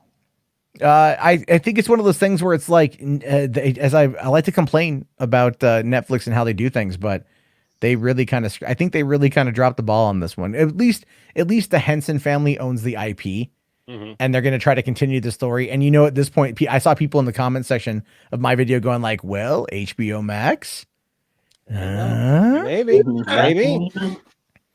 They could use something like that. they will." Do they have any science? Well, they have Raised by Wolves over there, but Yeah. and I haven't even watched it yet. I have no Hulu. idea if it's any good. They could also go to Disney Plus since a majority of their stuff is over there too. Oh yeah, but has anyone Yeah. here watched the new Muppets Now? No. Yeah, I tried. It's so I bad. watched I it. tried. It's I didn't awful. like it. It's like they canceled that ABC Oh. show that was making like fun of like, like the mockumentary style. Which was really good. I it was like great. that. It was so good. And It like, was fun. then they bring in this and it's like Kermit's barely in it, and that's fine because the voice is terrible. Oh yeah, the voice is awful. What's the premise of? I was used to it. So Muppets Now is essentially it's basically like an internet sketch show that's not funny. Nope. And They so got the it idea, on YouTube. yeah, it's think of it like YouTube shows where it's like they go, and the thing is, it's like they keep bringing the same celebrities back, which is so I pop it on, I just check it out in the background, and I'll know as much as I love Linda Cardinelli, she's in every episode, Tay Diggs is in every episode, and I'm like, why? Like, are like actors have been sitting at home, like you could go get other actors to come on in to do this, Yeah. but they just. At this point, just reboot the Muppet Show. They should, but they I think want that that. they wanted to make this like Screen Life, so it's all Zoom calls, is really what it is. It's Muppets on Zoom calls. That's not funny. Nope. It's just not funny at all. at all. And I don't know what they were. I don't know what I would love to know what the audience numbers is on that, because I find it to be reprehensibly bad. I tried watching it, and because I love the Muppets, but it was awful from Kermit's voice right off the beginning, where it's like, what the heck happened to Kermit? Like, What's up with Kermit? yeah, Kermit's voice is really low. He doesn't sound like Kermit. His inflections are not like Kermit.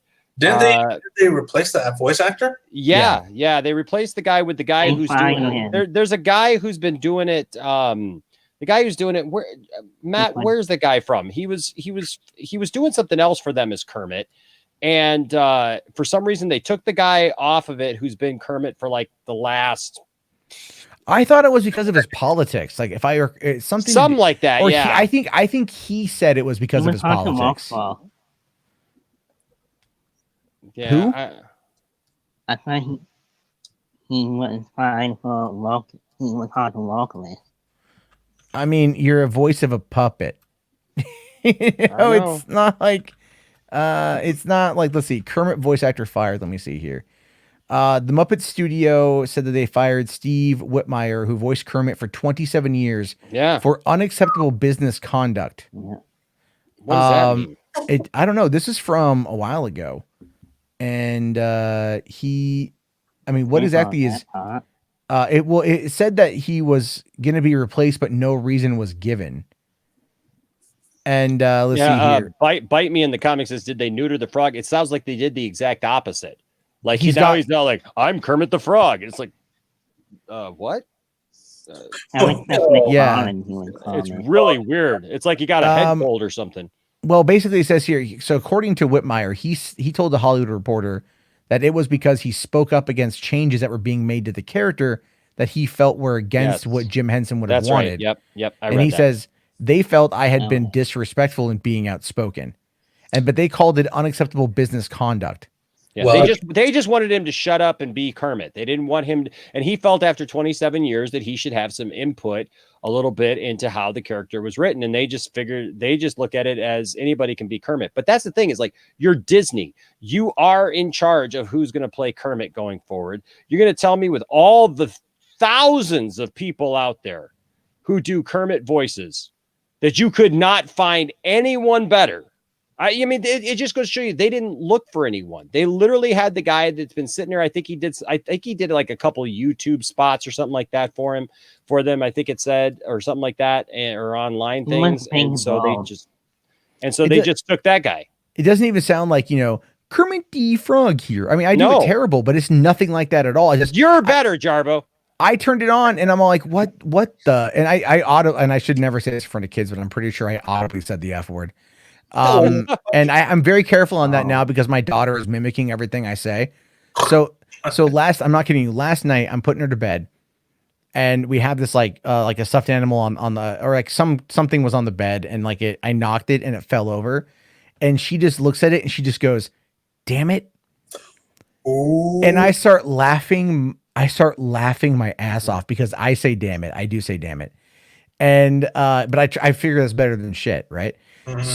So I want to recreate the experiment so then I can record it and laugh at it because I think it'd be funny.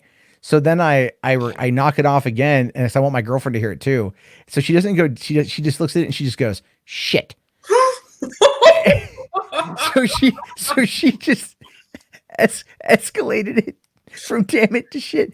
Guys, I died. I so died. I was on the ground laughing so hard. And then she's laughing, thinking it's funny. Then she starts going like shit, you know? And I'm like, oh, I gotta stop because it's so funny.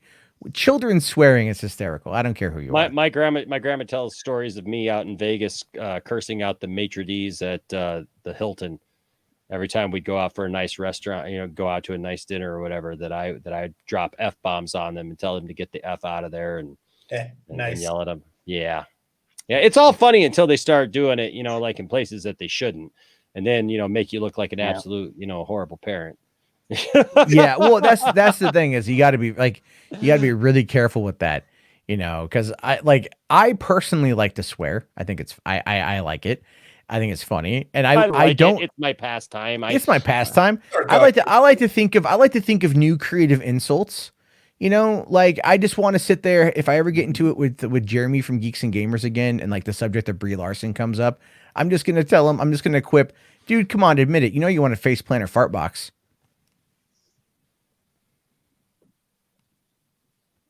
Mm-hmm. We're all like, and okay. That's right. Wearing an ice cream mat. But I'm just saying, man, analingus. But I'm saying it's after midnight. Here, at least, I know it's somewhere. I know it's like 3 a.m. where you are. So somewhere it's like 1 p.m. and some little kid is watching. Well, you shouldn't be. One of my favorite Kevin Smith quotes was from Comic-Con, where he was talking about the Noggin, the Canadian channel. Yeah. And he goes like, he starts talking about the new Degrassi and how like the new Degrassi really tackled a lot of like the current teenage events and how it was a lot more adult than the previous Degrassi. And he chimes it up and he's like, but yeah, you watched the Noggin and it's like all cartoons and it's all kiddie stuff. And he's like, and then he goes, but it's like 9 p.m. It's 9 p.m. on the Noggin. Time to put away the fucking puppets and like bust out Degrassi, you know? And it's like this great line he says off the cuff. Well, knowing him, it's never off the cuff. He probably planned it, but it was really funny when he said it. Yes. And like being in just like, it's always kind of stayed with me. I think I've repurposed it a couple times myself over the years, but I don't know. Like, let me ask you guys this. Like, do you think we're going to be back in theaters before the end of the year, or are we just all screwed? Like fully? Not fully, but at least manageably. I keep hoping that we get back in theaters just so I can see the stupid Empire Strikes Back reunion movie show thing. Everybody's getting it advertised everywhere. And I live right around the corner from my theater, and I'm getting sick of not being able to go to the theater. I just is the theater closed or is it open? No, that's the thing is our governor has not yet opened up theaters. Everything else is pretty much open. Bars are open, restaurants are open, everybody can go back. Like most stuff is kind of open now. It's kind of getting back to that point. We still all have to wear masks and everything, which is fine, but like just open the theater. Like, what's the problem with opening the theater? We can all social distance. We can all wear a mask. We can do whatever we need to do. Like, what is the problem? I don't understand the problem. My theater, I usually go to the our Cinemark, our local Cinemark. They have that's what we have too. Yeah, they have social distancing where you can have a group of people sit in a row, and then it's 2 seats on either side of that group are off limits. Yeah, I think that's what we have. I always try to make people feel uncomfortable enough so that they don't want to sit within 2 seats of me. So. Yeah, I live in a very liberal state, so I just wear my MAGA hat. No one sits next to me. You just quietly love your MAGA hat. That's just it. Don't try to hide that. Here's the funny part of the story. I don't own one. Oh. So where did I get it, you might ask? Driving around, I see a lot of things in people's yards. No, I'm kidding. I'm kidding. But then wouldn't you own one because you'd have one, right? Yeah, at that point I would. I don't own one. I don't even know where to buy one. I've seen like the most I've seen are, Matt like, Jarbo, he's here all week, folks. like flags. I've seen flags in like stores, you know. Like, do you want to come on in and buy this Trump Pence 2020 flag? And I'm like, no, I wouldn't. I don't even want to buy a Biden Harris flag. Like, but can I get like, like an Avengers flag, like a Star Wars flag? I'll tell you this, I went to a dude's house the other day and he had that badass Star Wars visor for your car, like the cockpit of the Millennium Falcon one. And it was just sitting there, and like I didn't know if the house was abandoned because all of our notes made it seem like the house was abandoned. And I'm like, if this house is abandoned, I'm so gonna take that. Oh my god. I'm kidding. It wasn't abandoned, but we did talk a little bit over that, and we're both Star Wars fans. So that's because I wear my Ninja Turtles mask. I have a TMNT one with Raphael on it, you know, from the old 80s cartoon show. Yeah. And so I wear that because it comes across as just non-threatening. Sure. And it usually ends up spawning some conversations with some people, and those are always fun. So I did that, man, when I was in sales. It all started because I had a couple of different Superman jackets, and I had one that was my favorite, and it was in my car. And I went to work one day, and it was really cold outside. And my sales team, I worked for FedEx, and so the sales team from like the entire, Tri-County area got together, and we were going to go out. They wanted us to go out cold calling and like passing out these little gift baskets to everybody, and information and stuff about printing and everything else. And so we all get together, and it was freezing. And the only jacket I had was this Superman jacket that was inside. And my sales manager's like, "You can't wear that out. It's unprofessional." And I'm like, "Dude, it is cold." I'm like, "And it's Superman. Who doesn't like Superman?" He's like, "Well, I'm just telling you, you can't wear it." I'm like, "Dude, I'm wearing it. It is freezing cold out here. I'm gonna cut people's eyes out with my nipples if I don't put something on." See, now that's a joke. He laughed. That's how that works, Jarbo. Just so you know. Okay, damn it. See, he laughed again. He laughed again. Okay, so this is turning into the Roast Matt show. Yes. So so we go out. Hold on, let me take notes. See, it even works for you if you jump off of my joke. Even see, if as long as that first joke gets a laugh, the floodgates just open for more jokes to be able to hit because you get them laughing. You break the floodgates. Anyway, so here's the thing. So we go out, and I go into all these places, and every place I go in, these people are like, "Wow, here comes Superman. That's awesome." Like these people who normally, like, you look at them and they just look like they're angry at the world. They're reverse Karens because they are the manager.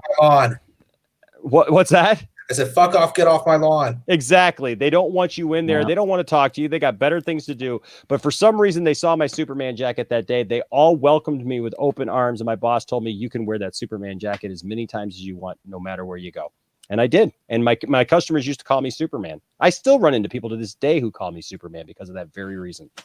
So yeah, it works, man. Non-threatening stuff, man. Works. It works really, well. yeah, it does work because I'm kind of like selling the census, I'm selling it for like my boss even said that he's like, "You're kind of like salespeople." I'm like, we had no training. You're asking. Like I know how to bullshit people. I'm good at bullshitting people, but like you're gonna send like this middle-aged mom to like a burned out crack den in the middle of because she doesn't know what it is. Like it's just all we get is just addresses, and like that's it. It's like address and maybe a light description if it's not really an address and it's just like a location. It turns into like a massive geocaching hunt that could end up with you dead. And in 2010, find the knife that kills you. Dude, I'm not even kidding. With Dr. In the census, the last census, 9 enumerators died. Oh my gosh. They didn't tell us how. Wow. Right. So obviously, I mean, look, in my opinion, it's probably car accidents because you're doing a lot of slow down driving, frequent stops. You're driving all over the place and there's long days. I personally think that it's that, but they didn't specify that. They didn't even like hint at what it might be. They just went like, 10 years ago. They just made it sound ominous. They just said like, 10 years ago, 9 of you guys died. Moving on. Wow. Chapter 4. And I'm like, wow. Hold on here. Like, how did they die? That's crazy. Is this something? Because this the thing is like you're not able to have mace, any kind of defensive weaponry. That's What? Yeah, you can't. You can't. Nothing like that, right? So yesterday, I go to a house to get information about a neighbor because I was trying to figure out who they are. This lady comes out. She's drunk. She's like holding a huge glass of wine in her hand. She's smoking a cigarette. She As is you do. clearly hammered. And we're talking, and she's like, she just goes, you know, I just want to say thank you for your service. And I'm like, oh, well, you're welcome. I don't think you're welcome, I guess. Like, I don't know how to respond to that. I'm not in the military. Do I salute? What do I do? And then she's like, then she just goes, I'm a postal worker myself. And I'm like, oh, how's that? And she's like, it sucks. And then we're talking though, and she's just like, you know, absolutely. Oh my God. What was this? I had a point to the story. I kind of lost it. Damn it. Oh man, you were doing so good too. I You got a know. couple I had the laughs. setup. I had the setup, You and did, then I dude. just You got a couple laughs, chuckles in the setup and everything, man. I forget. I just. Oh no. Sorry. Now I remember. So we're talking about. Well, I know I lost it, but I'm telling you guys anyway. So we're talking about the lack of weaponry because she can't carry any weaponry either, and she just looks at me. She goes like, "Do you know what really works?" And I'm like, "What?" She goes like, "Wasp repellent." And I'm like, "Wait, what?" She's all like, Oh, yeah, "Wasp yeah, yeah. repellent. That has to be medically reversed, and no one's going to question you having wasp repellent in your car, right? Because you never know if you're going to find wasps out here. You never know." She's like, you never know what you're going to get. You never know if you're going to see any wasps. And then, so I'm like, are you like instructing me on like how to cause serious bodily harm to someone if I feel potentially threatened? And she's like, I'm just telling you that. I can neither confirm nor deny that. Yeah, she's just like, again, the wine. She finishes the glass. She's like, I'm not telling you nothing. I'm just saying it's an idea. You know, Probably better than shark repellent. I don't know. I'm just like, I would. That bad shark repellent works wonders. Let me tell you. I'm telling you this, guys. I would just prefer bear piss. You know, like because you can get aerosol of bear piss, or jars of bear piss for when you go hunting. Wow. If you want to keep bears away, yeah, you can get bear piss. Like I would just aerosol it, and then just like it's like down, boy. It's like, oh, what is that? Oh, so pungent. That's bear piss. Can you imagine the commercial for that? Like, hi, my name's Enosh. When I'm in the deep woods, I like to make sure to protect myself with Bob's Bear Piss. That's right. The only bear piss that the only bear piss that I like to carry on me is the aerosol version of Bob's Bear Piss.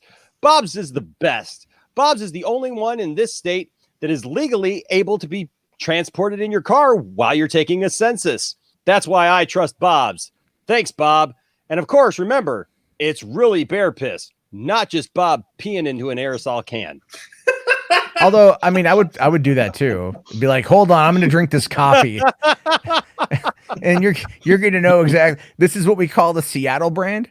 You're going to know exactly where it's coming from. It's a way to scare. It's Different brews. Different brews. This is the micro cold brew. It's nitro infused and it has tea tree oil in it. Wow. It's got a very distinct odor. It goes great on eggs. And then you're able to really like spray it in the face of somebody and they're gonna run. I don't know.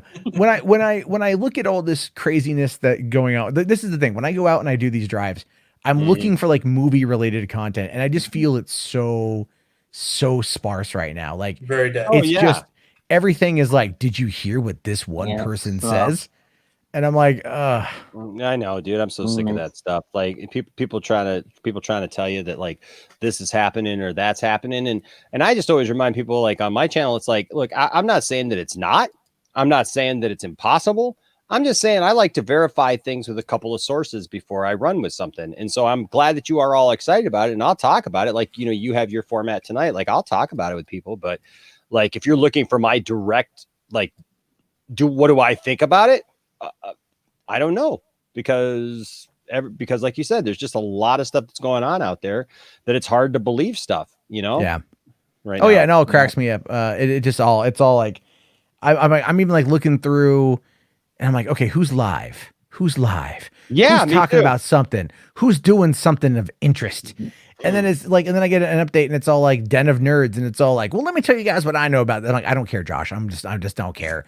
And I like Den of Nerds, but when he's just recycling a Grace Randolph bit, I'm like, no, I'm totally fine. It was with actually a couple of days late on something today, because that Tamara Morrison agent like flub up thing happened a couple of days ago. You heard about that, right? I did not hear about that actually. So yeah, I can actually share it with you actually if you want me to. So his agent put out, because a couple of months ago, let me find it here. Yeah. So a couple of months ago, What's up, Garguts? there was the story about how he's going to be in Mandalorian season 2. And so we're getting closer and closer to that. So I'll share this one with you first because it shows the actual that it is Tamara Morrison's sheet, but I don't think that you can actually see the little part. So I blew up the little part too. So you can see there that it's actually his sheet. It's his call sheet, and down there it's got his credits, right? And this is actually from his agent. And so that one shows that. But then let me bring up the let me bring up the actual little piece here, and I'll show it to you. Because I blew it up so you could see it on here because I put it on my show, and so you got to be able to see it. But this is interesting because people were theorizing when they said that he was playing Boba Fett that he was not playing Boba Fett, that he was probably playing Captain Rex, or something like that, or another clone of some kind or whatever. They can't be Boba Fett. Why would they bring in Boba Fett? This right here shows that it is absolutely Boba Fett because it shows that his last credit is on television 2020 as Boba Fett, The Mandalorian season 2, which is in post-production, and who it's for and all that good stuff. And here's the thing also is this is something I didn't see many people talking about. It says director various. So that shows us he's in more than one episode Now, of The Mandalorian. that is true. The kicker is it could be flashbacks, It could be. Wow. It could which be I'm still That's all cool. down for. I'm down. Look, I'm down for I want Captain Rex in this, by the way. Yes, that would be awesome. I'd be down for Captain Rex. I'd be down for anything. I'm But down for it. Jarbo knows that I'm a huge Boba Fett fan. I've got I over can't wait for I've it. got over 100 vintage Boba Fetts that I collect. What? Oh yeah, I've got here's just a handful right here of my Fetts that just happen to be here at my side right now because I always keep an army of Fetts at my side. You know how I am. To protect you. Yes. So there you go. So that's that. And but yeah, no, my only thing is I'm surprised that they're bringing. I'm surprised that they're bringing in Boba Fett like so quickly into this because I had thought that maybe wait until you need him. Wait until maybe the series starts to slump and you use Boba Fett as like one of those things, like bring him in and boost ratings, right? Ooh, it's the Mandalorian versus Boba Fett. Like how's that work? But I'm a little concerned with this season though, with the way that they're talking about now. Boba Fett's in it. Ahsoka Tano's supposed to be in it. There's talk now of Sabine Wren. There's all these people in this show now. Is the Mandalorian going to be in the show? Well, they've also talked about the fact that this in this scenario. So the first one had like the vignettes. The first season had more of the vignettes, but they still had kind of an overall arc to it. Maybe minus episodes 5 and 6. Yeah. Well, actually, but those are going to now tie into season 2. So those have now established an arc because we know that Fennec Shen is dead, but there was clearly someone going to find her body. And then we hear the same spur sound we heard in Empire Strikes Back. Is she dead though? Probably not, because obviously the gunslinger was incompetent. Yeah. So, she might have just been knocked out or and look who they got to play that character. So it's like, it's hard for me to believe that they would just bring her in like that as like some stunt casting for just one episode. Well, he's a big fan, they too. had guest stars in every episode. I mean, you had a bunch of comedians show up. Even Amy Sedaris was in that episode. Horatio Sands was in the first one. Brian Fisher was in the first one. So there's a lot of look at they hyped up her casting though. Like we didn't know any of those other people were going to be in it. They hyped up her casting. So. But then look at episode 6. The convict episode. And it's got Bill Burr, it's got Clancy Brown, it's got I forget the actress's name, but she was in Harry Potter and Game of Thrones. Richard Ayoade was from the IT Crowd, was the voice of the or was it Jermaine? No, who was the voice of the droid in that episode? Daniel Tudyk? No. Okay, no, he was in the Mandalorian. It was Richard Ayoade from the IT Crowd, and so that was all in one episode, and there was this and even is it Mark Boone Jr. was in it as well, You know, and like I'm a big fan of him from as Bobby from, you know, Sons of Anarchy and stuff. And I mean that, but that episode like had again Bill Burr just like, and they didn't even, no one knew Bill Burr was even in the show until that trailer came out from Celebration that leaked online, and I'm watching it and it's so grainy, it's so terrible. And then I look, I'm like, wait, is that Bill Burr? Yep. My wife loves Bill Burr, by the way. Oh yeah, me too. I listened to his podcast. It's like it's just funny listening to him like become a full on boomer. And then he goes on these just rants, these rants. I just love these rants that he goes on. But yeah, it's so there's a, you know, so I mean, who knows? Like, who else is going to be in this season? I mean, look at the directors of the season. I think what Peyton Reed's one, Rodriguez. They brought back. There's no Deborah Chow, and I'm a little bit bummed about that there's no Deborah Chow this season. But what I was reading was like they got the guy who directed Extraction to do like to handle a lot of the action stuff. And if you see that trailer has insane amounts of action, like a lot more than what we saw in season 1. Yeah, because what we saw is Taika Waititi back? No, Taika Waititi is not back. Damn. Yeah, Taika Waititi is not back. IG-88 or IG-11 is dead. I would hope that, I mean, because the thing is, but Taika is going to be doing the Star Wars movie, and I'm telling you this, he's doing the Star Wars movie, and they're going to be using the volume, the stagecraft tech, in order to do that movie. And I think the reason why they went with Taika Waititi is because he worked on it for that season finale. And so I think he understands how to use that technology. And at this point, I think all the other studios are going to get together and make up that tech themselves. You know, think about that, right? I mean, what if you all of a sudden want to find yourself flush with cash and you're an investor, create an LED screen room, because that's now going to end up going and absolutely replacing green screen. Makes sense. It's like reverse. It's kind of like a reverse projection back then. But Yeah. Oh, you may want to turn your mic up, dude. Oh, sorry. Check. Yeah, it's kind of like reverse projection back in the day. And yeah. You get the lighting already on you, the ambient light already on you. Yeah. Instead of like doing it with the green screen and shit. It's fucking awesome that new technology they have. Well, because it looks seamless, and the Going fact to that they can, holograms, man. We're going to holodecks. I'm well, telling you. that's the next. Look, I'm telling you, that's going to be danger road. that's going to be pioneered by the porn industry, 100%. That's going to be absolutely pioneered by Oh them. boy. Blade Yeah, Runner 2049. Yeah, it's all like, so you get to have sex with Mackenzie Davis and Ana Armas at the same time. And Peter North. I met him once, actually. Nice guy. Jesus. They were doing this tour at like a local club. It was like, come and meet your favorite porn stars, and I'm like, I'm not doing Like, how anything do else you know tonight. who they are? That's the question. I'm like, It's How do you Google, know? man. They Yeah, always they're not. know. How Like, do you know who my favorites are? That scares me. That's worse technology Google right always there. knows. Google always does. Pornhub always knows. But no, I went down there and I met like Tabitha Stevens and Peter North and a few of the other ones, you know, and it was so stupid because but back then I got them for free because I knew all the managers. So. Yeah. No, I got to know them, and then I ran for governor, and then they had me because I became kind of a local celebrity, like a really dumb local celebrity, that they just had me go down and like judge these events. Like, it's Miss Spring Break. Yeah, so we have our guest judge, our guest celebrity judge. That's right, folks. Matt hold on, Jarbo. What? The Rock. You were running for governor? No, this is after I ran for governor. Oh, I was gonna This say, is after, yeah. like, did you go to the Bill Clinton school for No. politics? Well, they Like, actually they held my my election party at a strip club. They did. They sent a limousine to my house to pick me up. I'm not kidding you. They sent There you sent go. it was like a pimps and hoes limousine, and What it was like, the heck? I'm not kidding.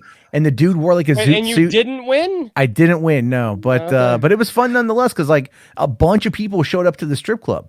A bunch of people, like, I don't know who the hell they are, but they're like, yeah, we're like party at like Club Expose, man.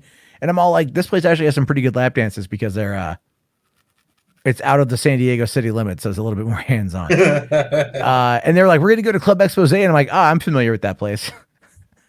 And they're like, really? And I'm like, well, you know. And then but no, they got the VIP room, so we had the whole VIP room to ourselves. And so I'm at like the rail, like with my buddy, we're just drinking because they sent a limo, so I'm just like pounding back booze. and everything. And then they paid for me to get lap dances. Like the radio station paid for me to get lap dances. And then like they gave, it was awesome. Yeah. They gave me a backpack because they were like, what? Because they were just told to like do the whole recall thing in California, the governor thing, like make it a joke.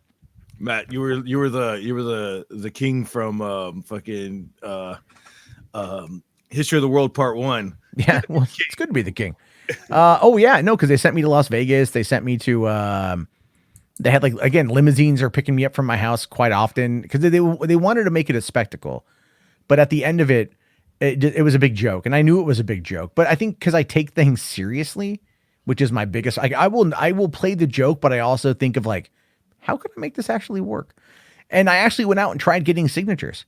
I did. I actually went out and tried campaigning. I had How'd that work? Oh, it was terrible. But I had a plan. See, I'll tell you what my plan was. I would meet a lot of, I had to get signatures to be on the ballot, right? I needed like a lot of signatures or money. I had neither. And I go up to people and I'm like, excuse me, are you guys registered Democrats? And I would get a lot of no, right? And I'm like, ooh, I'm getting shut down quite a bit here. Okay, fine. New tactic. I look up to some people. I'm like, excuse me, are you registered Republicans? And then I'd get the no, ew. And I'm like, oh, so you're registered Democrats. Yeah. And I'm like, all right, cool. Here, sign this. And like, you get me, you tricky. And I'm like, yes, I am. I'm very slick. Sign the signature. You know, I mean, it was a fun, it was like, I think it was around like a month-long experience and stuff. Like we did one where they were doing a premiere of a movie. It was The Rundown starring The Rock. It was a sneak preview. Ooh. And I love that movie, by the way. But like they said, oh, we're going to go do a campaign event outside of the theater. And we're going to be giving people tickets to the movie. It's like an anti-smoking campaign. So if they give us their cigarettes, we'll give them a free pass to see this movie. And and so like, we're going to send you out there, Matt, and you're going to be talking to people and you're going to be like, you know, getting them to like quit smoking. And I'm sitting there smoking a cigarette going like, sure. All right. And so like, yeah, so what we ended up doing, and I didn't even think about this, but I got to give it up to the interns at the end of the night. Like we already had all these tickets. They were sponsored by like whatever company or organization was anti-smoking, but all they wanted was like one cigarette and you could get the ticket to go see it. So at the end of the night, when we're packing everything up right before the movie started and I was going to go in and go see it, I'm like, what do we got in here? We got some Marlboros, got some Camels, got some Cools, got some Newports, Virginia Slim, you know? And I'm just like, I'm taking some of these. I'm taking some, I just basically just like totally, we all pilfered like the smoke box and we all just stole cigarettes and then like left like one or two in a half empty, in an empty pack or something, you know? And I walked away with like 3 full packs of cigarettes and I got to go see this movie. It was fun. I mean, like that's the kind of crap that goes on in these situations. It was never meant to be taken seriously. Although I was taken by my representative at the radio station down to the local registrar office in order to, for one, finish. I don't think I had registered to vote yet. I don't think I'd registered to vote yet. So I had to register to vote. And then I also had to go sign the paperwork, fill out the paperwork in order to be a candidate, to be an eligible write-in candidate. So like we had to go through the process of actually, we made it on the up and up. I actually legitimately ran for governor of California. I had no budget and they kept misspelling my last name. So I have no idea how many votes I actually got. But at the end of the day, I ended up going to Vegas, getting a whole bunch of free limo rides, getting free lap dances, having an election party in my honor at a strip club in the VIP booth. And they even gave me a swag bag. They did. They gave me a swag bag and they're like, what do you want? And I'm all like, all I want are Kiss Aerosmith tickets, dude. That was it. I just wanted Kiss Aerosmith tickets. So they gave me Stone Temple Pilot tickets. Sorry. Red Hot Chili Pepper tickets, pit tickets to that, which was awesome. Although was it the Flaming Lips for like the opening act and F them. Oh, that was so terrible. I get there with my stepdad and I'm like, I'm not drunk and or high enough for this. But Chili Peppers were great. And then 2 nights later, we saw Kiss and Aerosmith, where Saliva was the opening act, which was awesome because I love Saliva. I haven't seen that band in so. Yeah, dude. I listened to a 90s rock station, a 92,000 rock station on called Turbo on Sirius XM, and Saliva pops up quite a bit, which I'm very happy with. And then yeah, Queens of the Stone Age tickets for like another for like a couple weeks down the road. It was cool, and like a whole bunch of CDs and like free food stuff and like movie coupons and stuff. So like they really went all out. I can't complain. I had a lot of fun. Parties at the strip clubs, man, they went all out on you, man. Are you running again?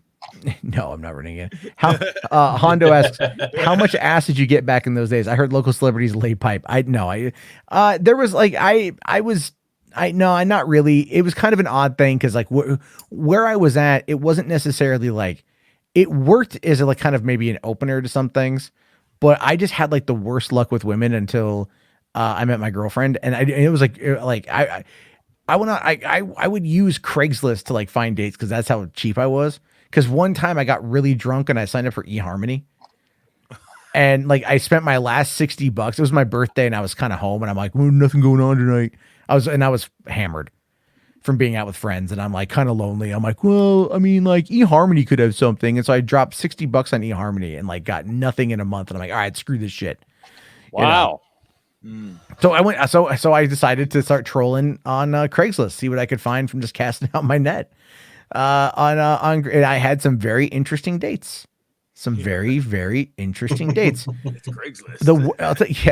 The worst one I had, and this is movie related, so we can talk about it. The worst date that I feel I've personally had was with a belly dancer that I met on a music video shoot, and we kind of hit it off. And she wanted to go out, and I'm like, all right, cool, man. So like, I'm like, yeah, she's a belly dancer, she's hot as hell, hell yeah, right? I'm like, I'm feeling like Big Master Pimp, like Pimp Mac Daddy motherfucker. So I'm like, hey, do you want to, what do you want to go see? And she's like, let's go see the movie The Ruins. And I'm like, oh yeah, a horror movie? Oh, this chick is into it. She is totally into it, right? Mm-hmm. So we go meet up at the theater, and I feel like I'm dressed pretty nice. She shows up in a cloth poncho, and it smells like wet dog.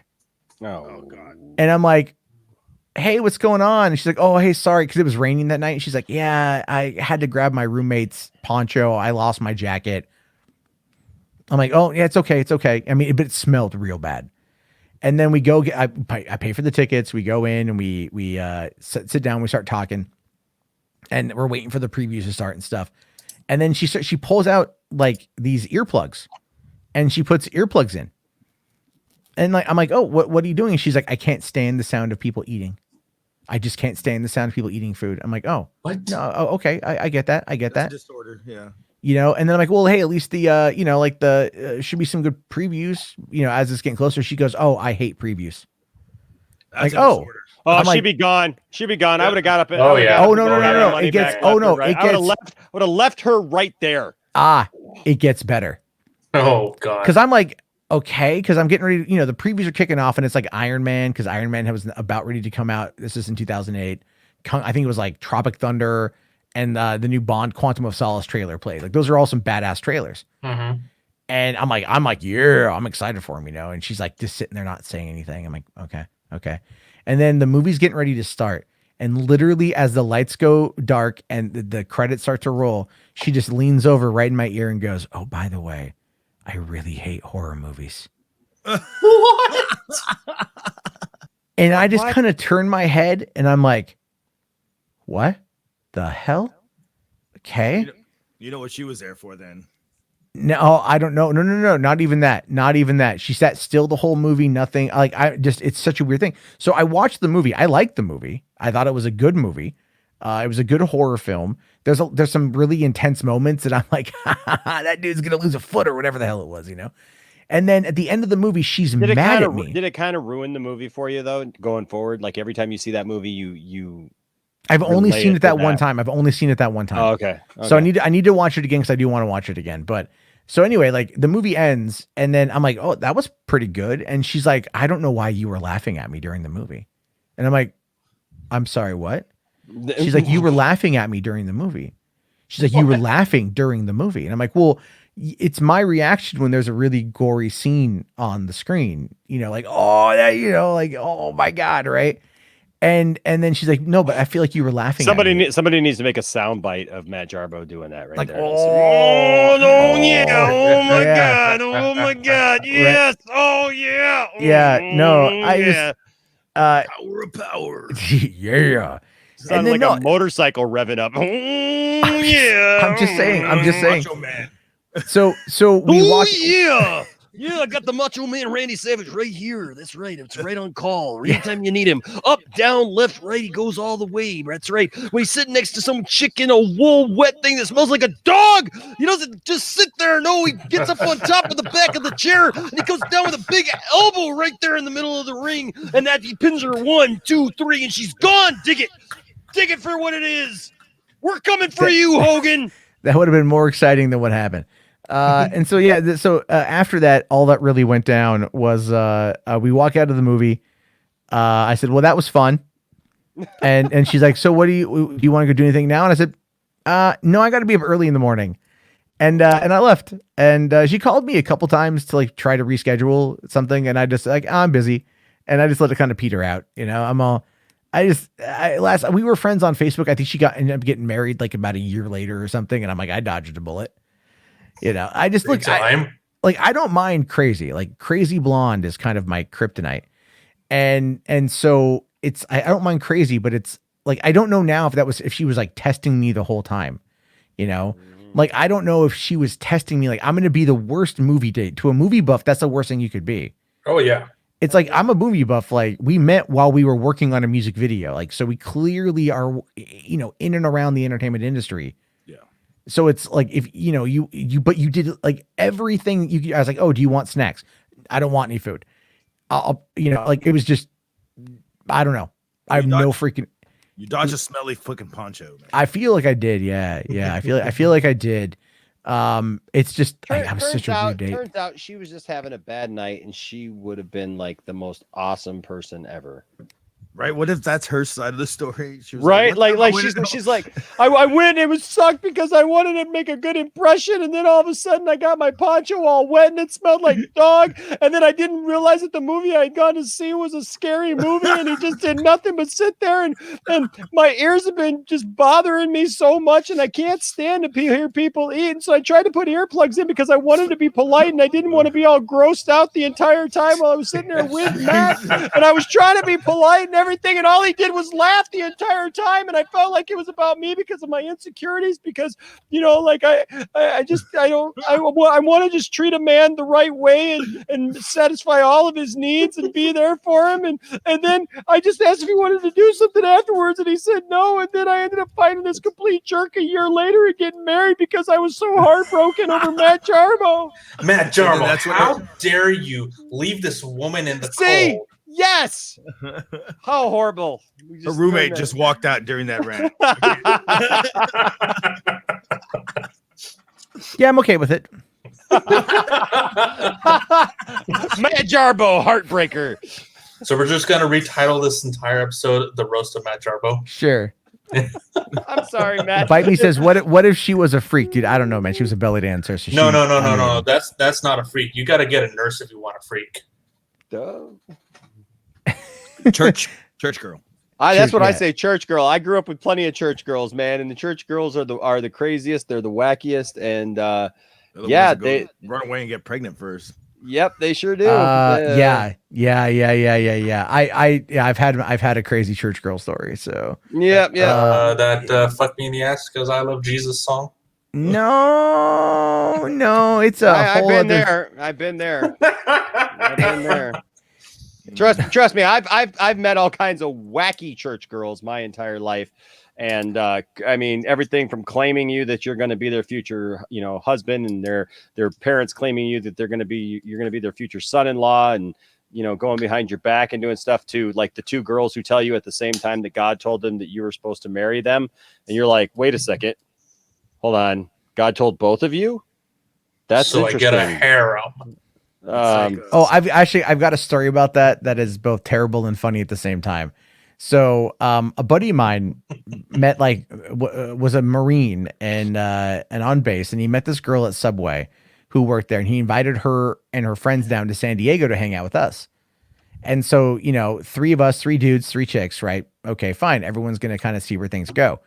So he was with the one girl. My friend and I were kind of like pseudo, trying to impress like the cuter one of the other two. And I think her name was Kristen. And so like Kristen and I were kind of hitting it off, and my friend James was like, I don't want the other one.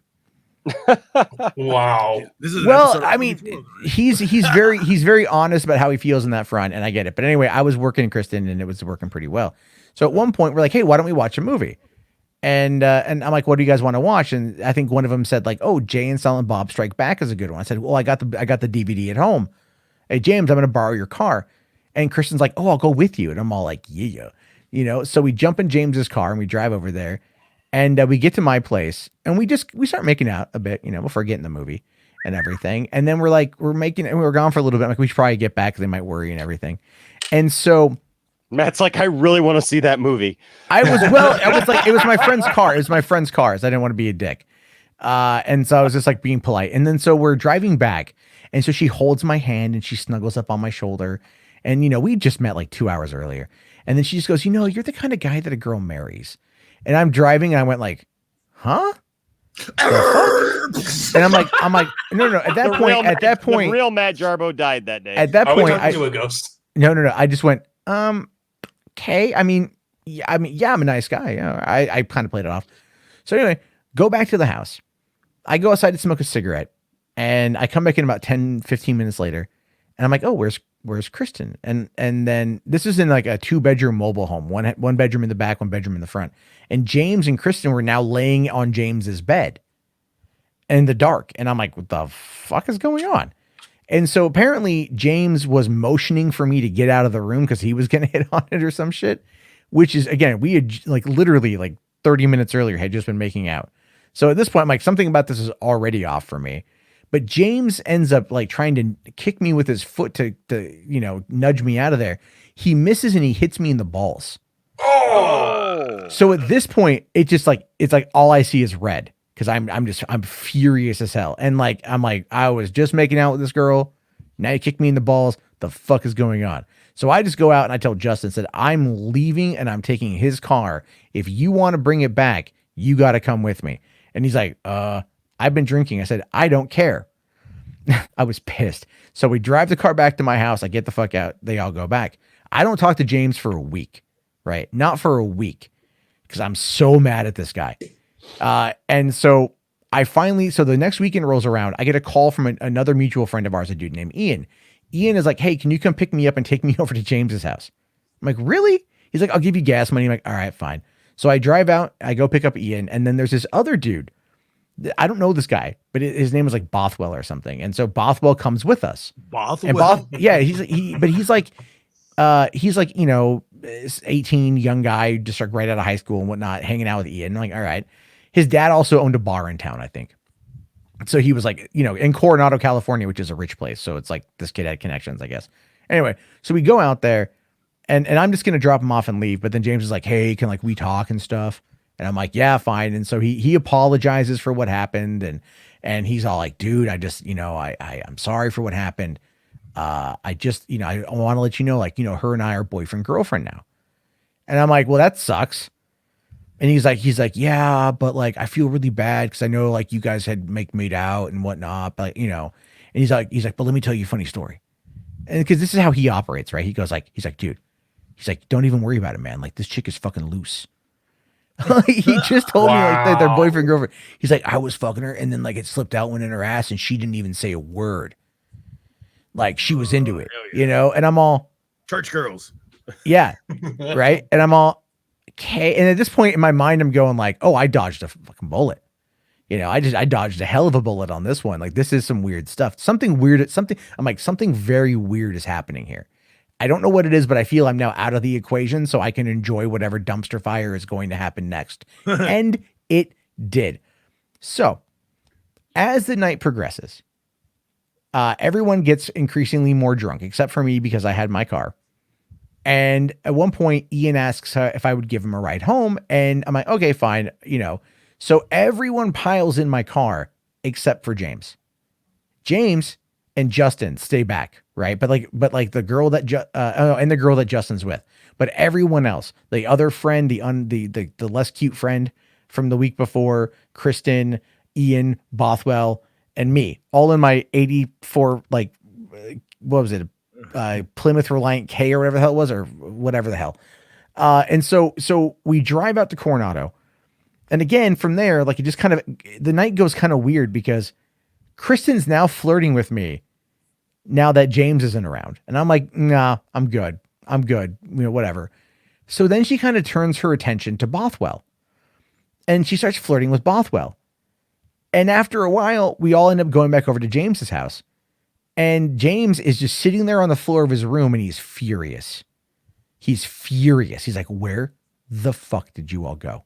I'm like, oh, we went to Coronado. We hung out at the beach for a while, went over at the cafe, got some dinner, and now it's like 8:00 in the morning. Yeah. And he's like, I've been sitting here for hours waiting for you guys to come back with my girlfriend. What the hell? And I'm like, and I said, I don't know, man, but you may want to see what's going on with her in Bothwell. And he's like, what? I'm all like, hey man, ain't karma a bitch? and I left. I went home. Hit him in the balls and then left. I should have hit him in the balls, but she dumped him later that day and started dating that Bothwell guy for like a week. So he was like furious about it. He was so mad. He actually got another friend of ours to who lived in Coronado to flirt with her, to steal her away from Bothwell and then dump her. Like he talked to this guy like that. That's how petty this shit was in like 2000 and I think 2003, right? We were all like 21. That is like, I'm so glad I'm not dating anymore. Like I'm so happy to be out of that scene. That stuff is terrible. I swear, there's a movie like that where this guy makes his best friend date his girlfriend, and then they end up falling in love. Fuck. There's a few movies like a few stories that are like that. Yeah. I think it's like Dane Cook or some bullshit. I don't know. Oh, My Best Friend's Girl. Is that what it is? There you Yeah. I saw that one. Well, hey guys, it is 3:48 in the morning where I'm at. I'm gonna wrap it up too. Yeah, I wanted to get going. I'm gonna get going. It's been an interesting conversation. Oh, It's true. been, Yeah, hold on. Let me wrap it up because there's something I want to run by real quick, Enosh, and then okay. Just give me like All 5 minutes. All All right, guys, I'm gonna wrap it up right now so I can chit chat with Enosh for a second before he goes to bed. I know it's a 2.5 hour stream. Hope you guys had fun. I see you back there, Trump, my hero. Sorry, man. We'll get you on next time. And so just leave a like. Hope you guys laughed. Hope you guys had a fun time, and we'll talk again soon. All right, guys. Peace out.